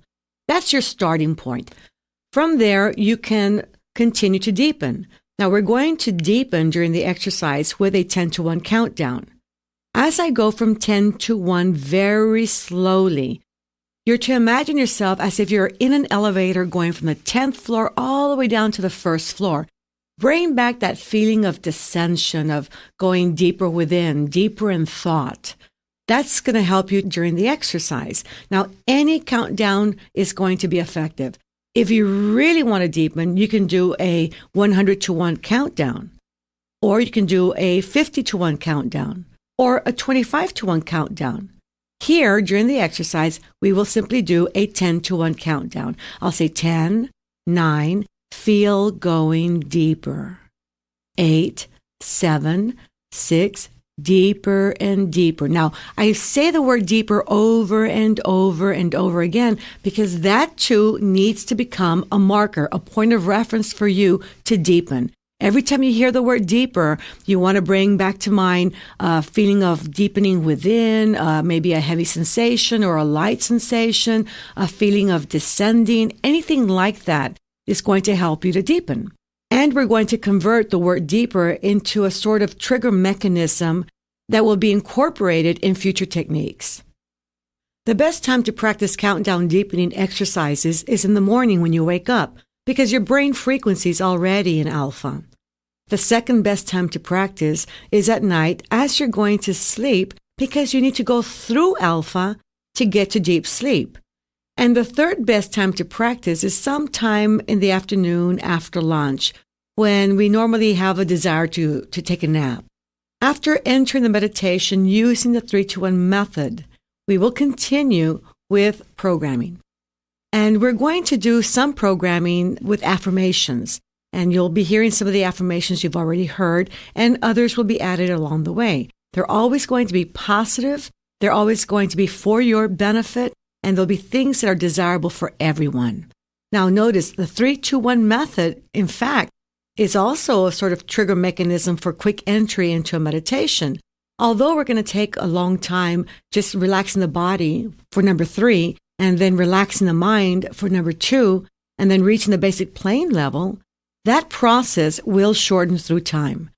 Instead of saying, concentrate your sense of awareness on your scalp, the skin that covers your head, and so on, I'll just simply say, relax your scalp, or relax your forehead, relax your face.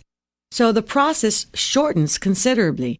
And then in later exercises, it shortens even more, because all you'll need to do is take a deep breath and mentally repeat and visualize the number 3 times, and your body will relax completely. You will take another deep breath and mentally repeat and visualize number 2 3 times, and you will relax your mind. And you will take another deep breath, and as you mentally repeat and visualize the number 1 3 times, you will be at your basic plane level. So the entry is going to get shorter and shorter, but the triggers have already been placed. 3 for physical relaxation, 2 for mental relaxation, and 1 for your basic plane level, making it really quick and easy to get into your meditation. A structure is valuable only that it allows you to have more control of your experience and to expand your experience. You don't need to use a 3-2-1 method to enter, but these numbers do have meaning. You could, if you wish, just close your eyes, take a deep breath, and begin to recall the same points of reference as you have when you practice your deep relaxation exercises to achieve the same outcome. Trigger mechanisms and points of reference are great tools to keep in mind in order to enhance your meditation experience and make the most of it. In a moment, you will go through the long relaxation exercise. During the exercise, allow yourself to let go completely and enjoy the full benefits of deep relaxation. At the end of the exercise, and upon opening your eyes, there may be parts of the exercise you don't recall. This is because you passed your threshold of consciousness. This is normal. As you continue to practice, you will be able to enter that same depth with greater and greater awareness. This exercise may be practiced as often as desired and at least once a week. It is ideal for managing stress and enhancing the healing process. It lasts about 30 minutes. It is recommended that you listen to the meditation at least once before actually doing it. This will help you become familiar with the exercise and gain greater benefits. You will hear a background sound that is used for deep relaxation. My father put this sound together way back in the late 60s, early 70s.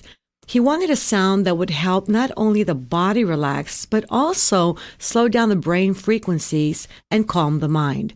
And thus came about this sound that you're about to hear in the exercise. Now, it's a mechanical sound and an electrical sound that's blended together. And he experimented with hundreds of people listening to various combinations and various types of sounds. He found that this particular sound was the best one that would help the body relax and help slow down the frequencies into alpha and theta.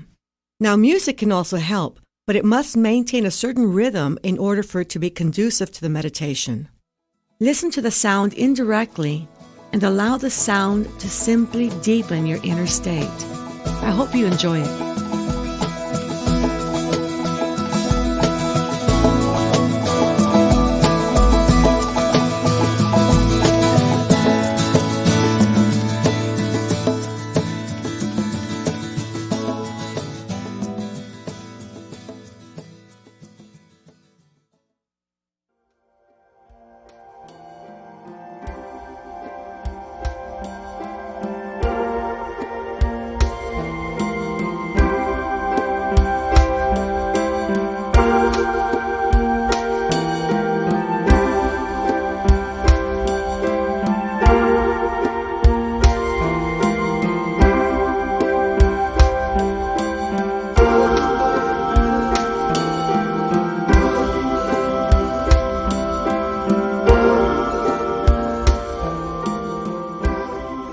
By this time, we've covered a lot of the concepts behind the Silva methodology, and now it's time to get to techniques.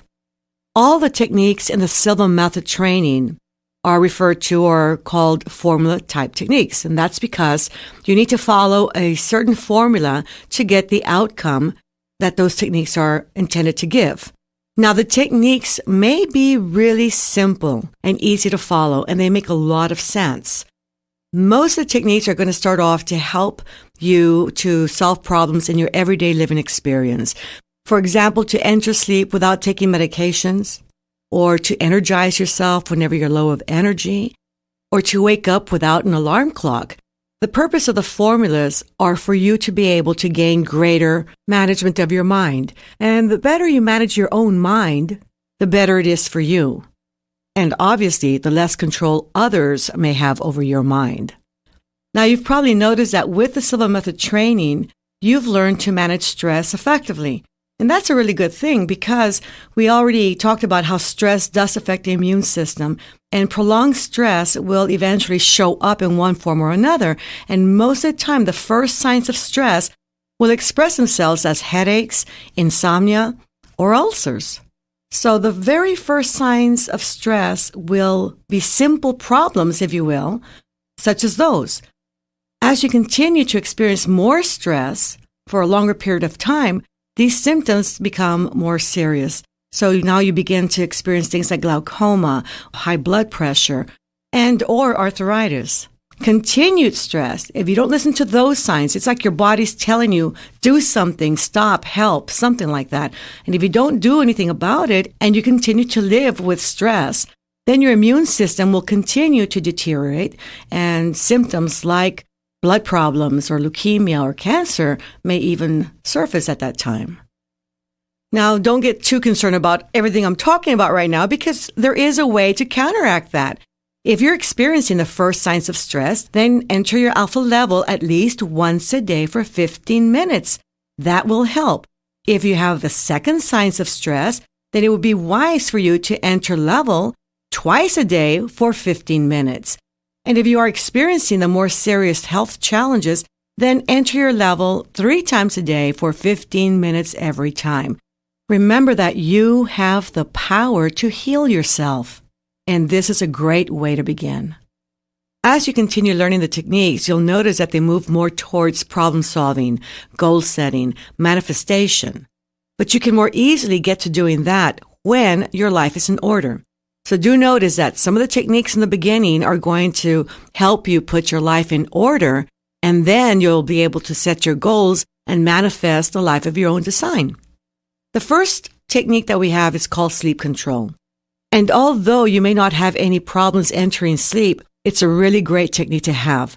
I myself can sleep in 3 deep breaths. I am totally asleep. But there's that occasional night when I'm excited about something happening the next day, or I'm having to gear up for a special presentation, that my energy levels tend to be a little bit higher and I have more difficulty entering sleep. That's the time I apply the sleep control technique. Others may have a real serious problem getting to sleep and find themselves taking medications, and taking medications can cause a lot of unwanted symptoms. So again, entering sleep naturally is something you've always known to do. What happened along the way is that you learn how to not enter sleep. What we need to do now is to teach the body, brain, and mind how to enter sleep naturally all over again. And that is so easy. You have already gone through a little short relaxation, and you have gone through the long relaxation exercise. Now, your body, brain, and mind have already started to learn how to enter those deeper inner levels or frequencies of brain, and that's where you need to go in order to enter sleep. You need to go through alpha and through theta in order to enter delta and enjoy deep sleep. Up until about the early 50s, researchers thought that sleep was a very inactive and tranquil state. It is now a known fact that we are anything but inactive during sleep. There are 5 phases or stages of sleep, simply called 1, 2, 3, 4, and REM. And there's a lot of brain activity when moving from one stage to another. There's also a lot of physical activity. A sleep cycle involves the changing brain activity as it moves through the various stages of sleep and dream. A dream sleep cycle lasts about 90 minutes. In most cases, a good night's sleep can involve 4 to 5 of these cycles, resulting in about 6 to 8 hours of sleep. The first REM sleep period occurs approximately 70 to 90 minutes after initiating sleep. Many changes begin to happen. The brain frequency picks up to a wakeful beta-like frequency that falls between 12 and 16 cycles per second. It resembles both alpha and beta, but is neither. It is simply called REM. In REM, you experience frequent bursts of rapid eye movements with occasional muscle twitches. The heart beats faster, blood pressure rises, breathing becomes shallow and rapid. And most vivid dreaming occurs during this stage. Sleep studies show that if REM sleep is disrupted one night, our body will have the need to make up for it the following night, often going straight to REM and bypassing the normal sleep-dream progression. If REM sleep is disrupted for several nights, the detrimental effects on daily activities are progressive. After the first night of REM deprivation, there may be a lingering feeling of tiredness. As the deprivation continues, irritability, lack of problem-solving abilities, and even hallucinations can result. The technique, as I said, is very simple. You're going to enter your level using the 3-2-1 method, and then once you get to level, you apply the technique. What you're going to do is that you're going to visualize yourself standing in front of a chalkboard or a writing board. You're going to have a writing instrument in one hand and an eraser in the other. You're going to go up to the chalkboard or writing board and draw a large circle in the center of the chalkboard. After you draw the large circle within the chalkboard, you draw a big X within the circle. You then proceed to erase the X from within the circle, being very careful not to erase the circle in the least. After you erase the X from within the circle, to the right and outside of the circle, you will write the word deeper. Every time you write the word deeper, you will enter a deeper, healthier level of mind in the direction of normal, natural, healthy sleep. You will then proceed by writing a big number 100 within the circle. You will then slowly erase the number 100 from within the circle, being careful not to erase the circle in the least. Once you erase the number 100 from within the circle, to the right and outside of the circle, go over the word deeper. Every time you go over the word deeper in this manner, you will enter a deeper, healthier level of mind in the direction of normal, natural, healthy sleep. You will continue by writing the number 99 within the circle and erasing it in the same manner, and then going over the word deeper. And then 98, 97, and continue writing numbers and going over the word deeper on a descending scale until you enter sleep. Now, how to make this technique work best? This technique will work best if you focus your attention on the details. It takes your mind away from whatever is keeping you awake. Most of the time, what keeps people awake are outside influences or mental chatter in your head that's keeping you up and busy and going. And what about work? And what about the kids? And what about this problem I have? I've got to pay this bill. And that little chatter that goes on in your head is keeping you awake. So to make this technique work, you need to do several things. One, focus on the details, like not erasing the circle in the least bit, or erasing the numbers starting at the center, going towards the outer edges, going over the word deeper in detail, D-E-E-P-E-R, over and over. That's going to help you to get bored, lose interest, and enter sleep. The other thing, too, you'll notice is that we incorporate in this technique a countdown deepening exercise. It's a countdown from 100 to 1. And every time between numbers, you say the word deeper. 99, deeper. 98, deeper. Now, I want to bring to mind that we have already established a very strong point of reference with the word deeper, to go deeper within, to go deeper in thought.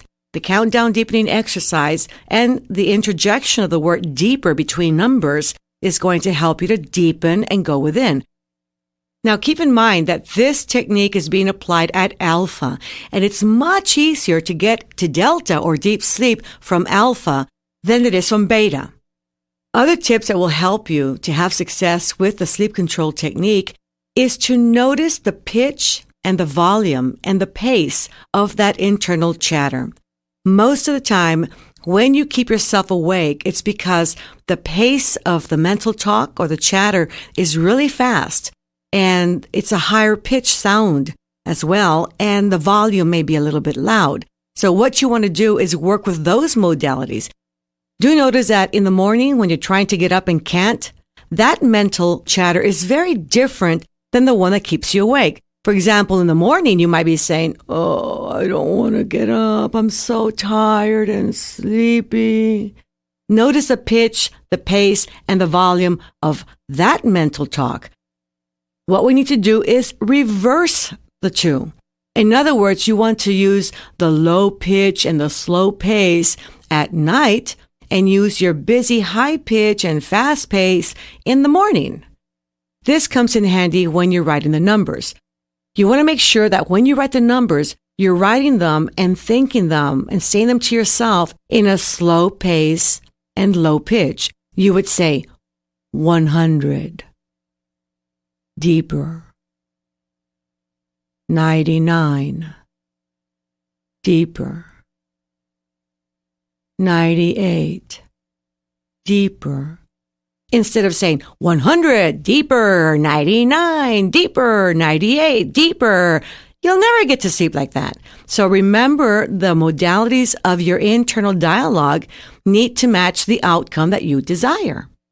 Now, should your attention wander and you forget what number you're on, that's okay. Just start again with any number. If you feel that the technique may not be working properly for you, then review the instructions and make sure you're doing them correctly. For instance, you may not be erasing the numbers completely or writing over the word deeper. When you use a sleep control technique and you're determined to be successful, you'll keep on doing the technique until you get to sleep, even if it takes all night. Your mind does not like to spend time on a task like this. As soon as your mind knows that you're serious, then your mind would rather let the body go to sleep than to keep working all night long.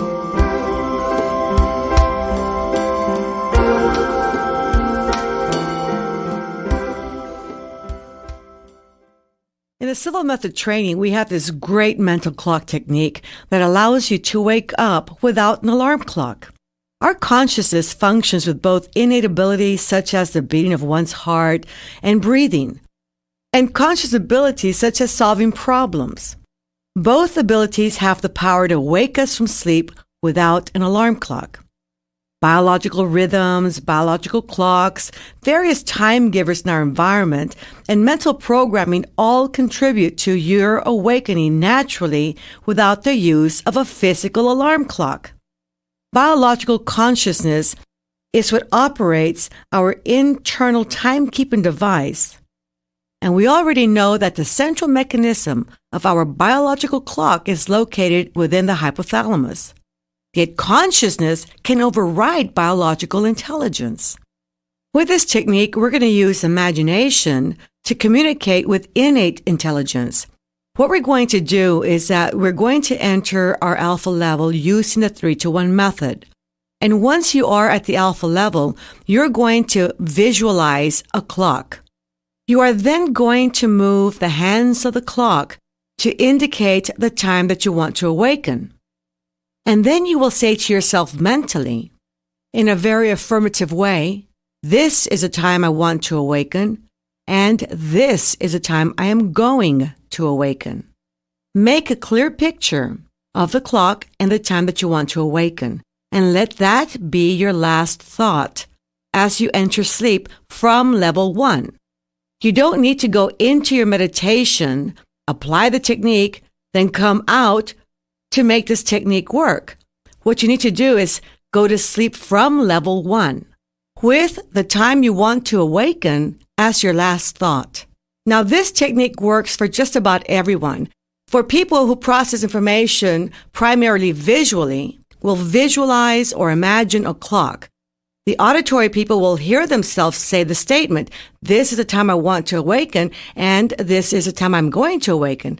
And the kinesthetic people can actually then raise their arm up in the air and imagine moving the hands of the clock to the time that they want to awaken. So whether you're visual, auditory, or kinesthetic, this technique works. Now, you can combine techniques. If you need to use the sleep control technique as well, then you would apply the clock technique first, and then your sleep control technique. You can even use this technique when taking naps. Just set your mental clock and visualize or imagine the time that you want to awaken after a nap and expect it to happen.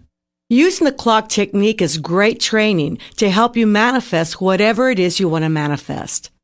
Because wanting to awaken, for example, at 7:30 is a goal, and a specific goal that you're going to manifest at a very specific time. In applying the clock technique, you are training yourself to implement all the elements that need to be in place in order to achieve any goal. It doesn't matter if it's just to wake up in the morning, to get a pay raise, or if it's to rid yourself of a health condition. All those are goals just as waking up at 7:30 is. And what it takes to get up is the same for each. And that is to go into your level, use imagination, be clear about what you want your outcome to be, and expect it to happen. Now, some of you may want to put a digital clock in the picture as well.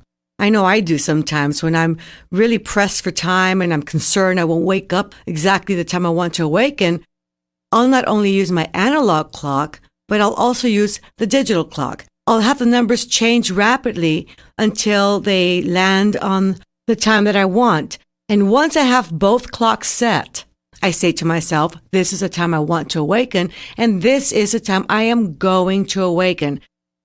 Now, it's important that you don't set a physical alarm clock, not even as a backup for fear you might not wake up on time.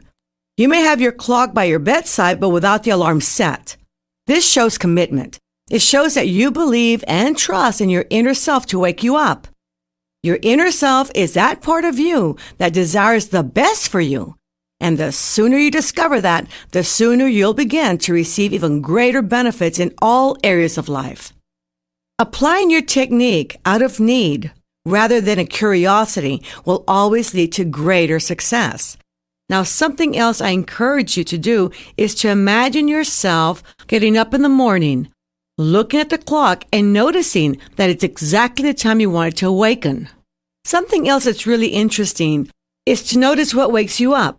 It could be a honking horn or the dogs barking or even the birds chirping loudly. You may even have a dream of someone calling your name or the alarm going off. The interesting point here is that there may be a power greater than you that is helping manifest the goal of just waking up in the morning. And don't cheat yourself either. If you want to awaken at 7:30, don't settle for 7:35 or 7:45. Because your goal is to manifest what you desire at a specific time in life, then this training is going to help. If you say 7:30, it must be 7:30. If you say 7:52, it's going to be 7:52, not 7:58, not 8 o'clock. So whatever time you set, you are going to wake up at that exact time.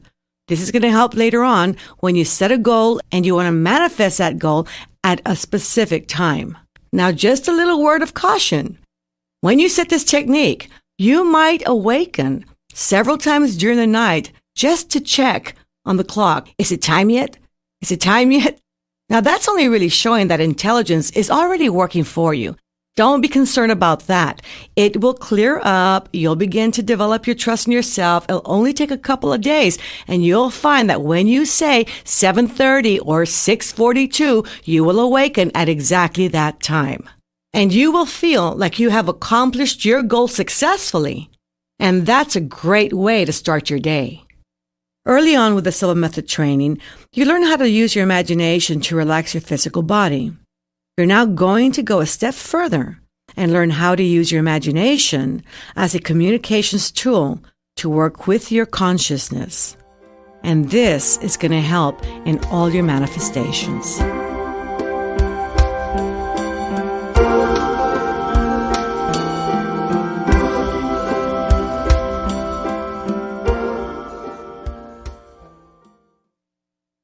There are 5 steps involved found in one form or another in many of the Silva techniques. Each step is very important for the success of the technique. The steps are really simple and easy to follow. The first step is to recognize the existing situation. This helps to clearly define the starting point. It's easier to get to where you want to go if you know where you are. The second step is to establish your goal. State your goal clearly so that there's no doubt. The third step is to specify what you're going to do in order to reach your goal. This establishes the process that you'll be using to get from the starting point to the goal. The fourth step is to take the necessary action. Do what is necessary to bring about the desired results. Remember, it takes action combined with faith and specific techniques to achieve results, and we'll talk about faith some more. The fifth step is to claim your end results, or claim your rewards. Claim it, believe it, and accept it. Show genuine enthusiasm, which adds positive emotions. You can apply this 5-step process in the To Awake Control technique so that you can energize yourself. For example, if you're feeling sleepy and drowsy and you don't want to be sleepy and drowsy, then you can apply the technique. You say to yourself, Step 1, I'm sleepy and drowsy. Step 2, I don't want to be sleepy and drowsy. I want to be wide awake, feeling fine, and in perfect health. Step 3 would be to say to yourself, I'm going to count from 1 to 5, and at the count of 5, I will open my eyes, be wide awake, feeling fine and in perfect health, feeling better than before. Step 4 would be to carry out the plan or count. 1, 2, coming out slowly. 3, at the count of 5, I will open my eyes, be wide awake, feeling fine and in perfect health, feeling better than before. Now notice that at number 3, we remind ourselves of the goal. And you continue counting to 4 and 5. And at the count of 5, which is step 5, you say, eyes open, wide awake, feeling fine and in perfect health, feeling better than before. That's claiming your end results. Now, it's really very easy to energize yourself when you're tired.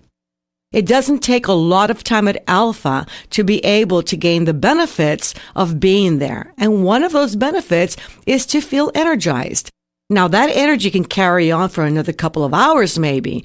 I would say that anytime you feel sleepy and drowsy, especially when you're driving, handling heavy equipment, or have a responsible job that requires all of your attention, that you can go into your Alpha level for 5 minutes doing this technique and energize yourself for another 2 hours. Now, every time you feel that way, go back and do it again, and do it again. This will help carry you over until you can find a safe place in which to sleep. This awake control technique is designed to help you remain awake longer when necessary. But don't stop there. Be creative with your techniques. You can deal with other challenges in much the same manner. Some people, upon sensing the symptoms of epilepsy, have reported relief by entering the Alpha level and using the same 5 steps. But do make a note, anytime you use any of your Silva techniques for health problems, notify your health caretaker. Or whenever you experience any unpleasant sensation or thoughts at level, use the same procedure. Tell yourself what you are experiencing and add, I don't want this, I don't need this, and in the future, I will only experience what I desire to experience at my level. You can use these same 5 steps whenever you want to improve or modify your mood. Maybe you're in a bad mood. Maybe you're feeling kind of grouchy and you know that you can manage it and control it. Well, then apply the 5 steps. I'm feeling really grouchy. I'm in a bad mood. I don't want to feel grouchy or be in a bad mood. I want to be calm and feel pleasant and in control. I'm going to count from 1 to 5. And when I open my eyes, I will be feeling better and better than before. 1, 2, coming out slowly. 3, at the count of 5, I will open my eyes and I will be in a really pleasant mood. 4, 5, eyes open, wide awake, feeling fine and in perfect health. You can apply this technique in almost any situation. Now, just because I get all excited while I explain these techniques and talk kind of fast doesn't mean you have to apply the technique that way. So just remember, when you go to level, it's a time for you to relax and calm down and take as much time as you need. You can take 5 minutes doing this, you can take 10 minutes doing this, and you can take 15 minutes or longer. But if all you have is just a few minutes, then this technique can be applied in a few minutes. As with other Silva techniques, this one is to be applied at level using that 5-step process and the exact wording of the formula. So listen to the wording carefully and follow the formula as you're learning it, and especially as it's going to be programmed in the mental exercise. The awake control technique is powerful. It's a great program that results in a burst of energy that lasts for hours.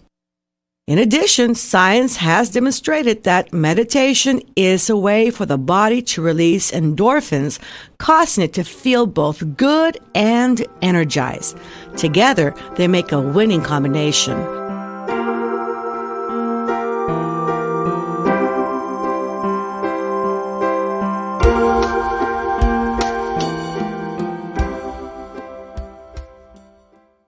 Now we're going to talk about dreams.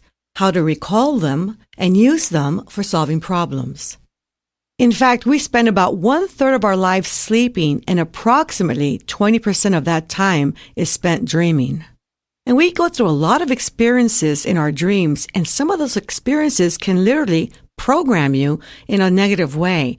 How many times have you woken up in the morning and you're upset, sometimes angry at your spouse because you saw something happening in a dream, and although you know it's not real, it still affects you in the same way.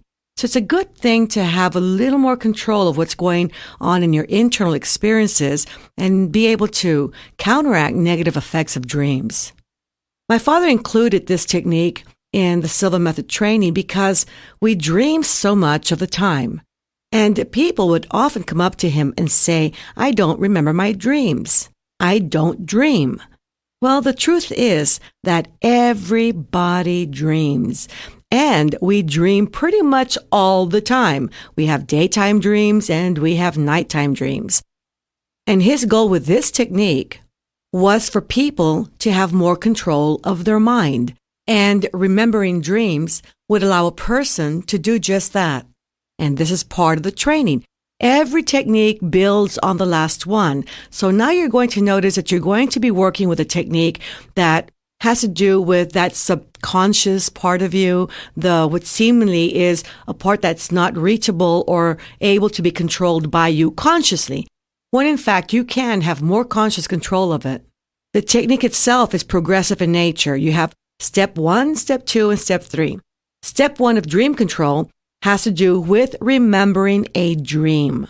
This step is to help you to establish or develop the habit of transferring the information from the inner conscious levels to the outer conscious levels.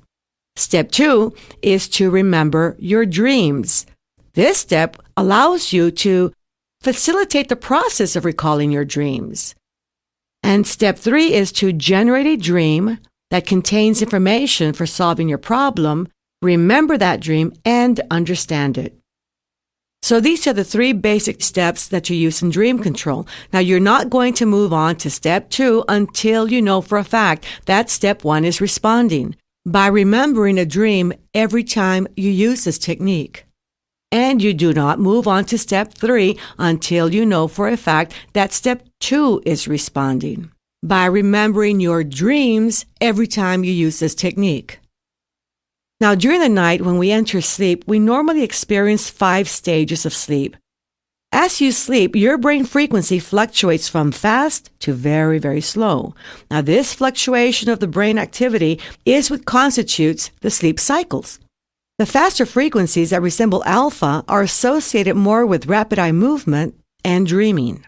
The slower frequencies, such as theta and delta, are associated more with deep sleep or what is called slow wave sleep.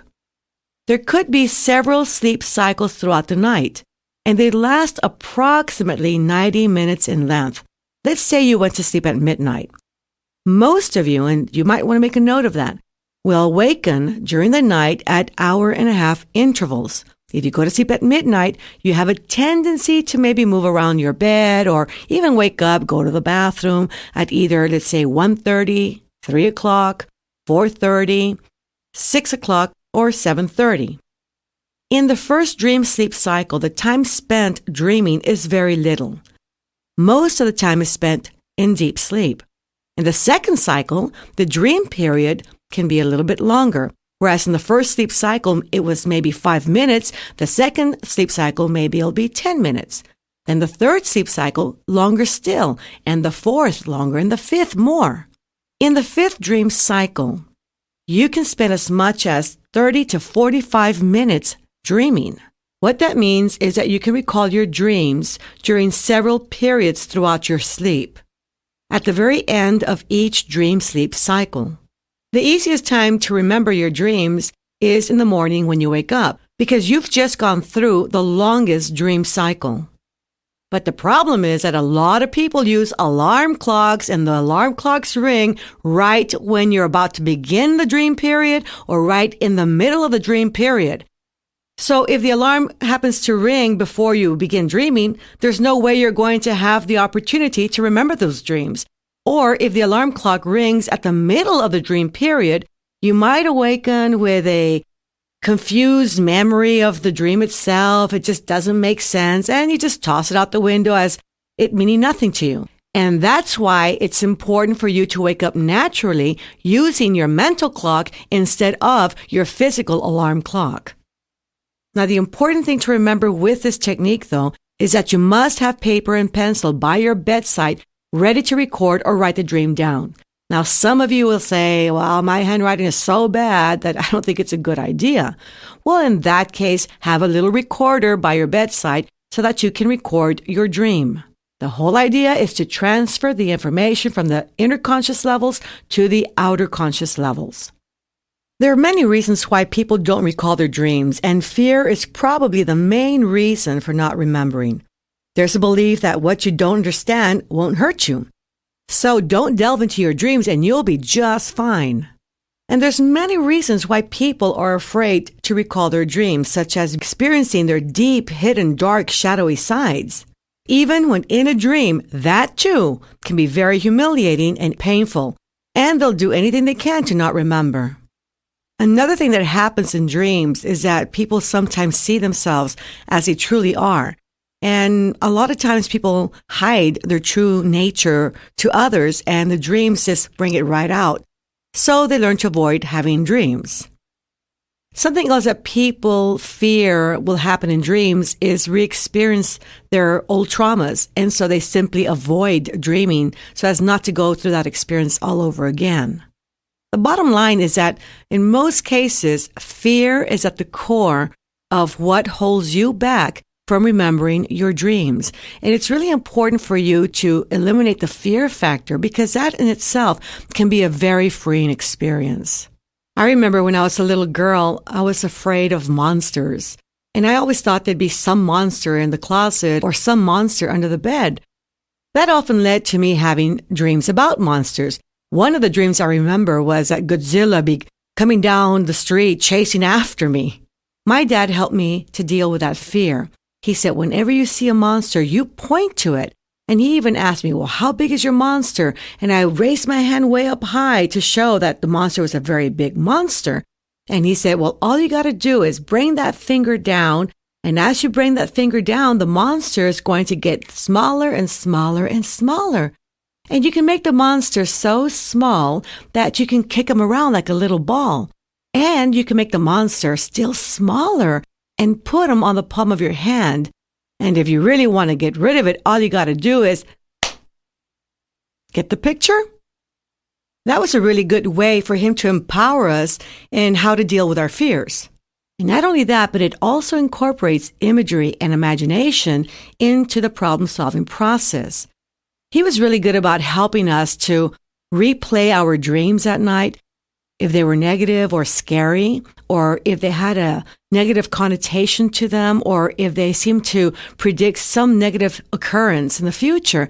He would say, go to your level, go back and replay your dream.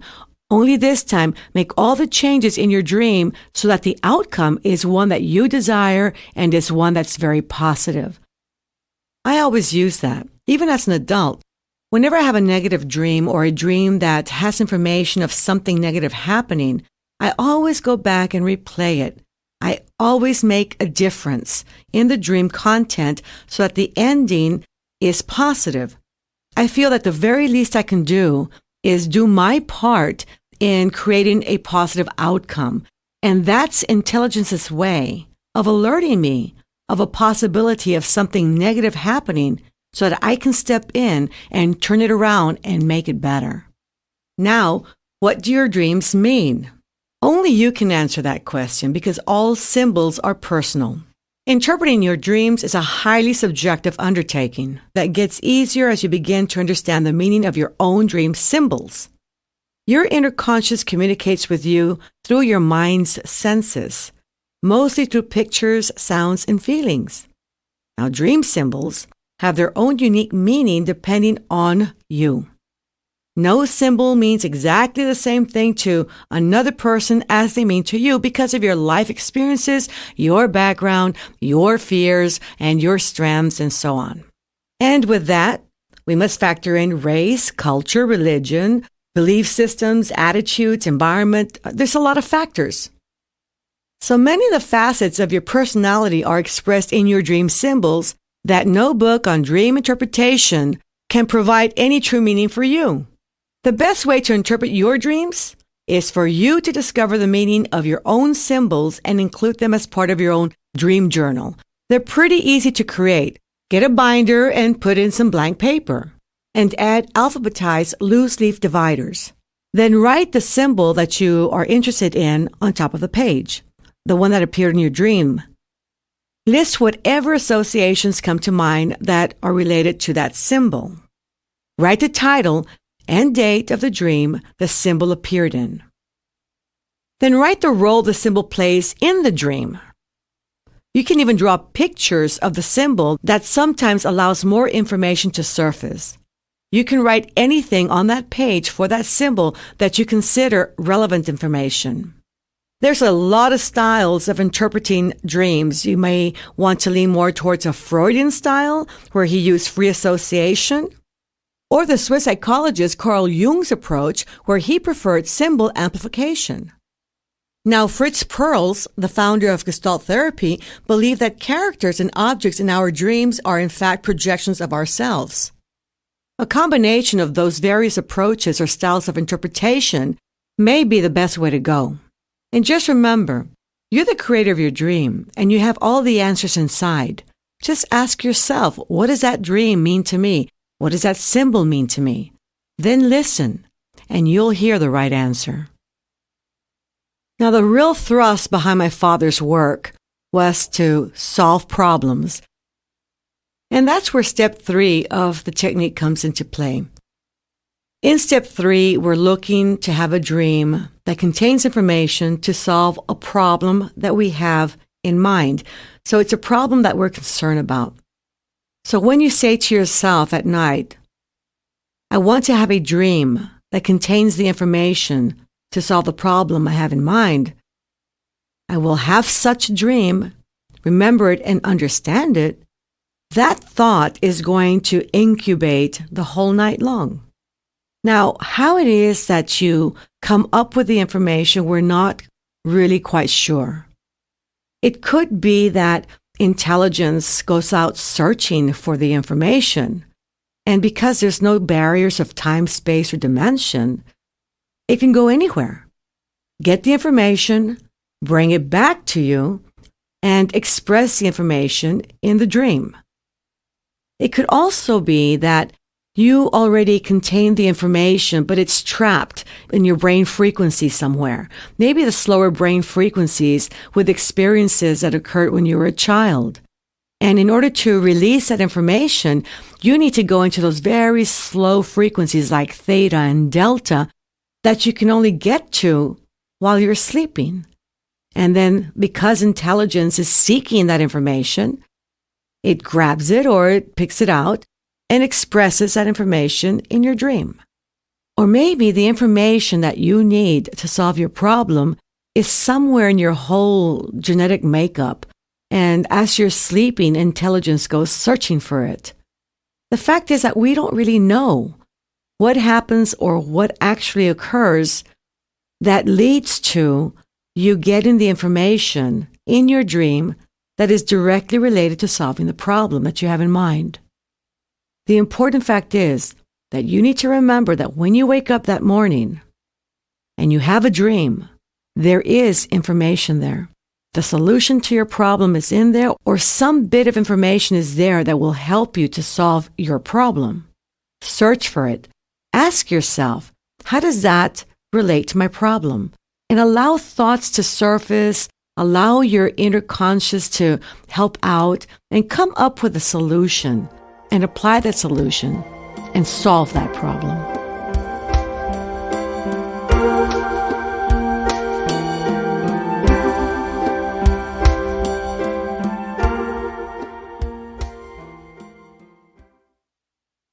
We're going to do another short exercise to program the formula type techniques that we just talked about. The sleep control technique, the clock technique, the 2-awake control, and dream control. We are going to use the 3-to-1 method to enter, only that this time it's going to be shorter and easier to get into your alpha level. You're going to hear the same background sound as you heard in the long relax. And as always, we recommend that you hear the exercise first before you actually do it. That way, you know exactly what's coming up and you remove the element of surprise. We will begin this exercise with the 3-2-1 method. Find a comfortable position. Close your eyes. Take a deep breath. And while exhaling, mentally repeat and visualize the number 3 times.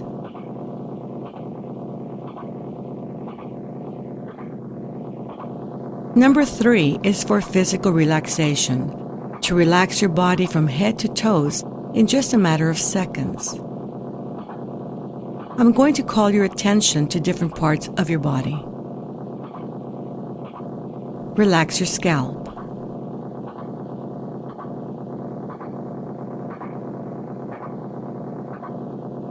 Relax your forehead.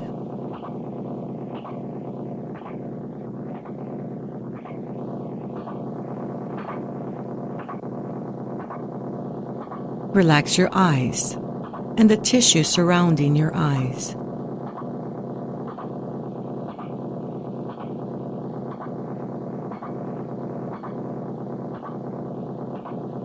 Relax your face.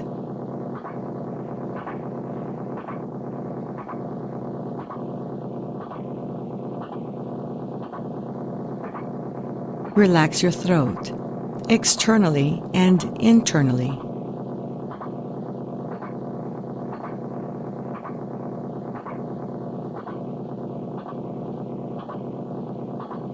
Relax your shoulders, arms, and hands.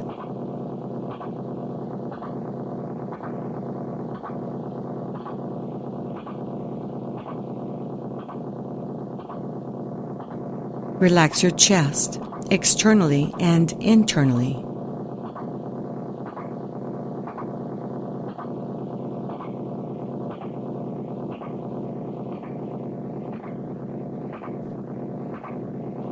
Relax your abdominal area, externally and internally.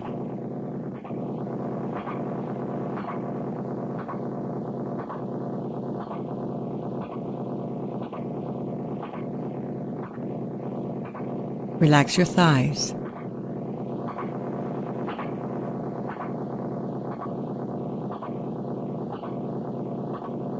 Relax your knees.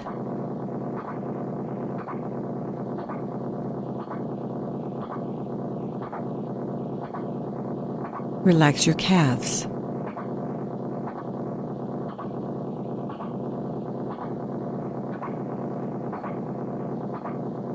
Relax your feet.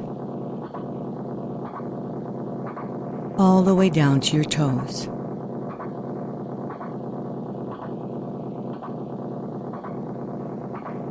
This is physical relaxation level 3.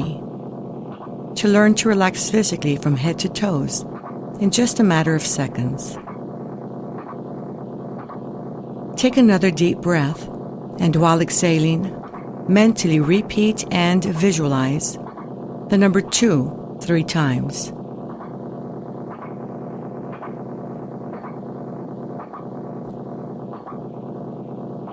You are now at level 2. Level 2 is for mental relaxation, where noises will not distract you. Instead, noises will help you to relax more and more. To relax mentally at level 2, visualize tranquil and passive scenes.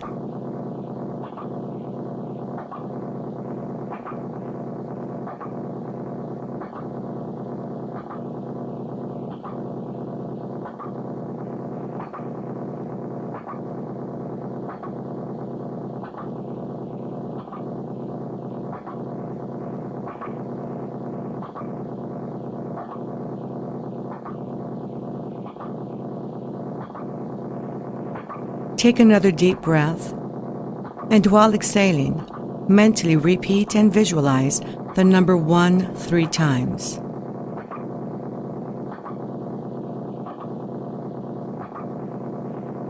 You are now at level 1, the basic plane level that you are learning to use for a purpose, any purpose you desire.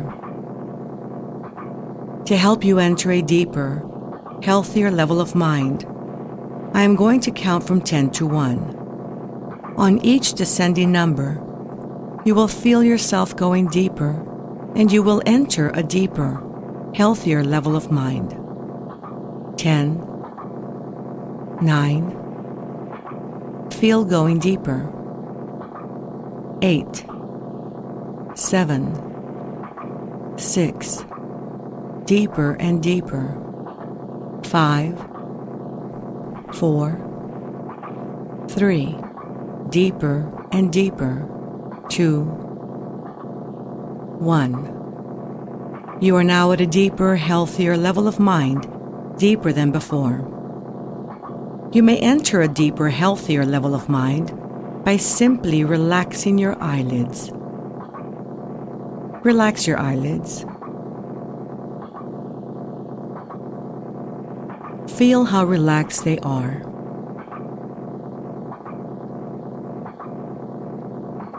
Allow this feeling of relaxation to flow slowly downward throughout your body, all the way down to your toes.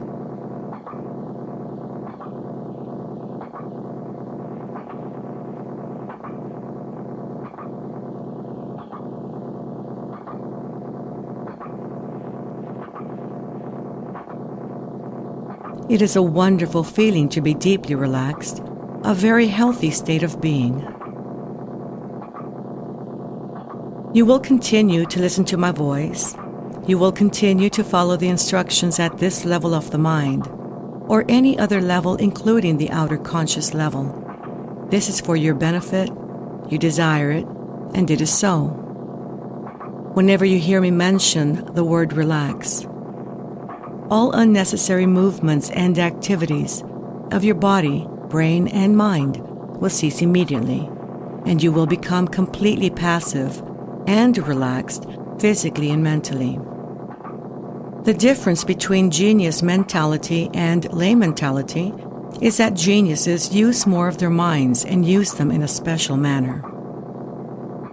You are now learning to use more of your mind and to use it in a special manner. The following are beneficial statements that you may occasionally repeat while at these levels of the mind. Repeat mentally after me. My increasing mental faculties are for serving humanity better. Every day, in every way, I am getting better, better, and better. Positive thoughts and suggestions bring me benefits I desire.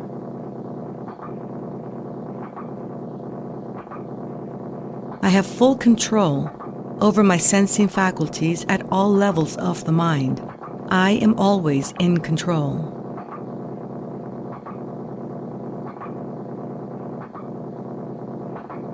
I will always maintain a perfectly healthy body, mind, and immune system.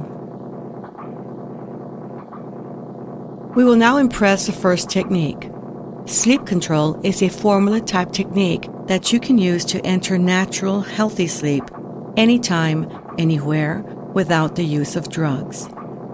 Whenever you need to use sleep control, enter level 1 with the 3-to-1 method. Once at level 1, use the technique. In a moment, I will count from 1 to 3, and at the count of 3, I will cause a sound with my fingers. At that moment, you will visualize a chalkboard. You will mentally have chalk in one hand and an eraser in the other. You will then mentally draw a large circle on the chalkboard. Then you will mentally draw a big X within the circle. You will then proceed to erase the X from within the circle, starting at the center and erasing towards the inner edges of the circle, being careful not to erase the circle in the least. Once you erase the X from within the circle, to the right and outside of the circle, you will write the word deeper. Every time you write the word deeper, you will enter a deeper, healthier level of mind in the direction of normal, natural, healthy sleep. You will then write a big number 100 within the circle. Then you will proceed to erase the number 100, being careful not to erase the circle in the least. Once the number 100 is erased, to the right and outside of the circle, you will go over the word deeper. Every time you go over the word deeper, you will enter a deeper, healthier level of mind in the direction of normal, natural, healthy sleep. You will continue using numbers within the circle on a descending scale until you enter natural, healthy, physiologic sleep. I will now count from 1 to 3. 1, 2, 3. Visualize or recall a chalkboard. You mentally have chalk in one hand and an eraser in the other. Now mentally draw a large circle on the chalkboard.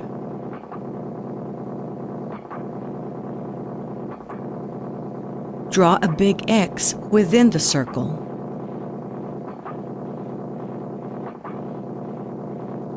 Proceed to mentally erase the X from within the circle, starting at the center, being careful not to erase the circle in the least.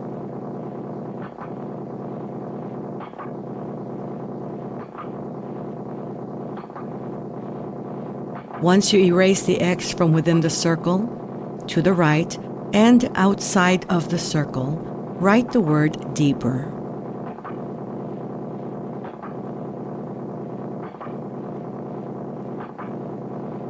Every time you write the word deeper, you will enter a deeper, healthier level of mind in the direction of natural, healthy sleep.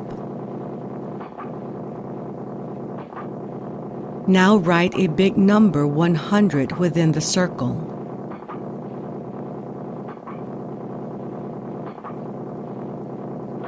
Proceed to mentally erase the number 100 within the circle, starting at the center, being careful not to erase the circle in the least.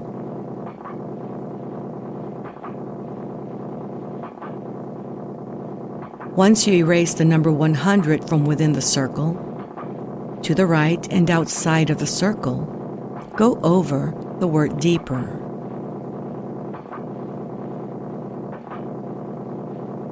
Every time you go over the word deeper, you will enter a deeper, healthier level of mind in the direction of normal, natural, healthy sleep.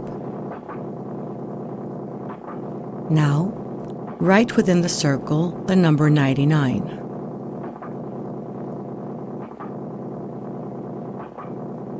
Erase it in the same manner.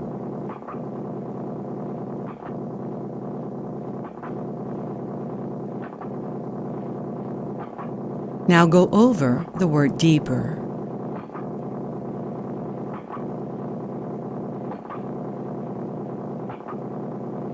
Every time you go over the word deeper, in this manner, you will enter a deeper, healthier level of mind in the direction of normal, natural, healthy sleep. Continue with the numbers 98, 97, 96, 95, 94, 93, and so on a descending scale until you hear my voice again. When you hear my voice next, 1 hour of time will have elapsed at this level of mind. My voice will not startle you. You will take a deep breath and you will enter a deeper, healthier level of mind, deeper than you are now. Continue with the numbers on a descending scale until you hear my voice again. Relax.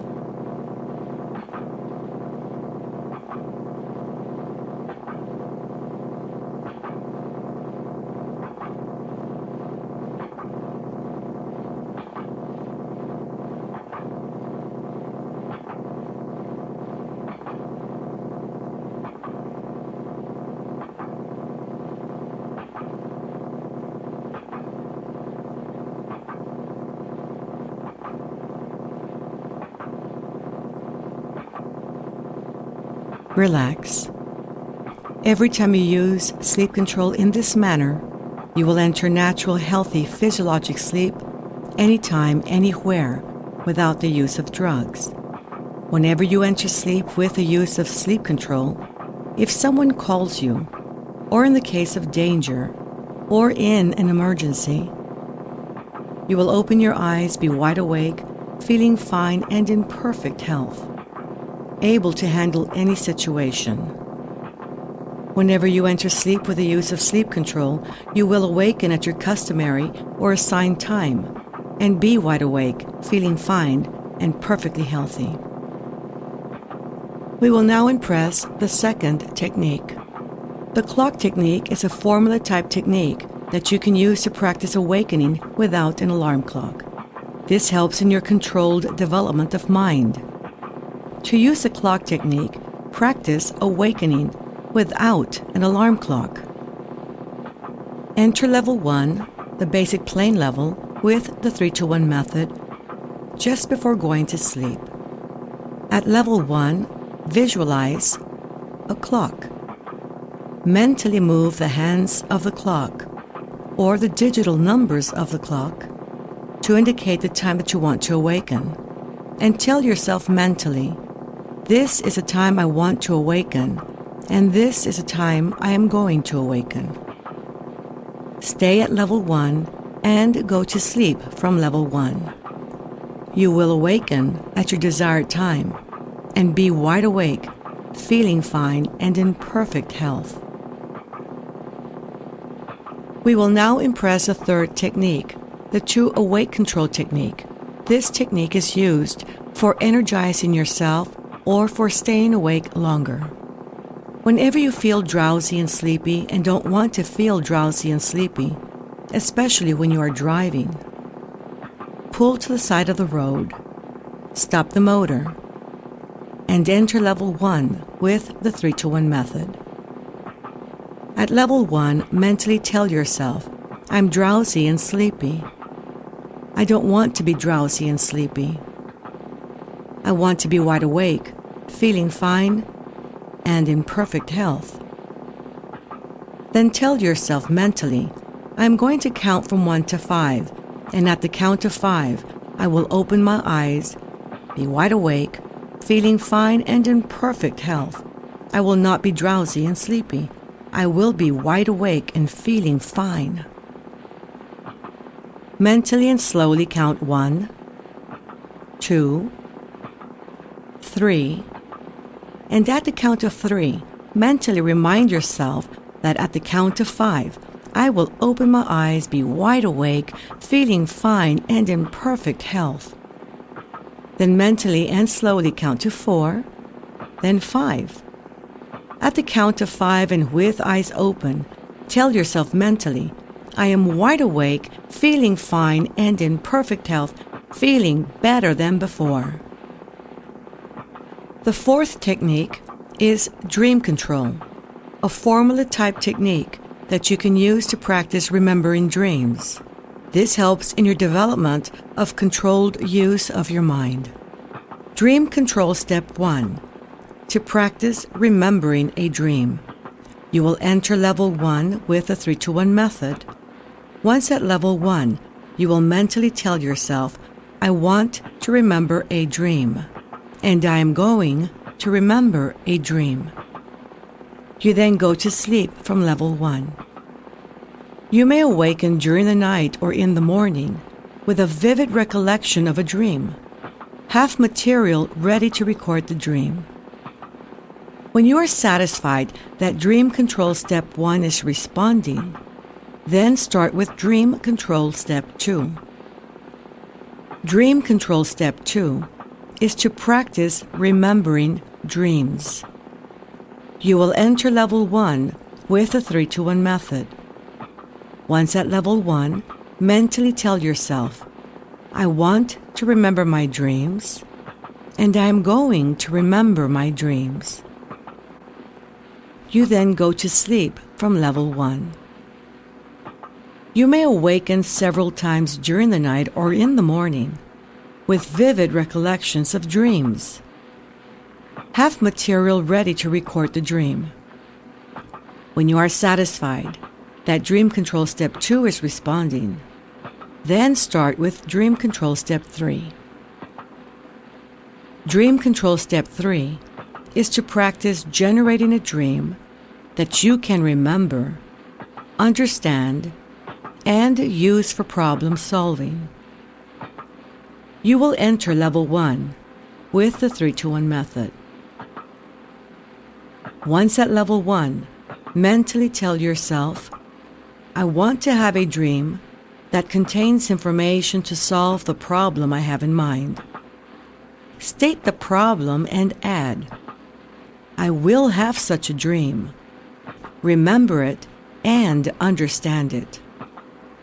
You then go to sleep from Level 1.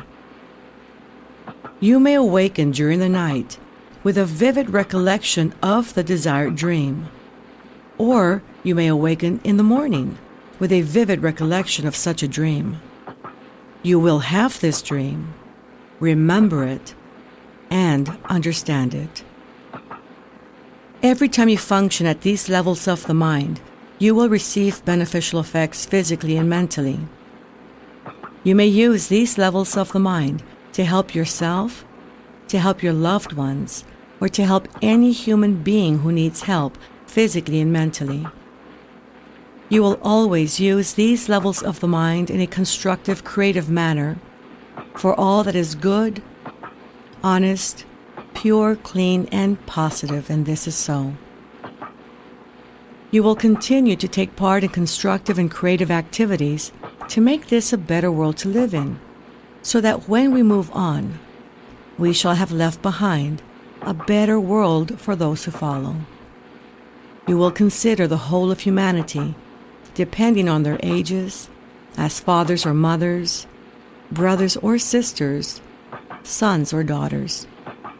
You are a superior human being. You have greater understanding, compassion, and patience with others.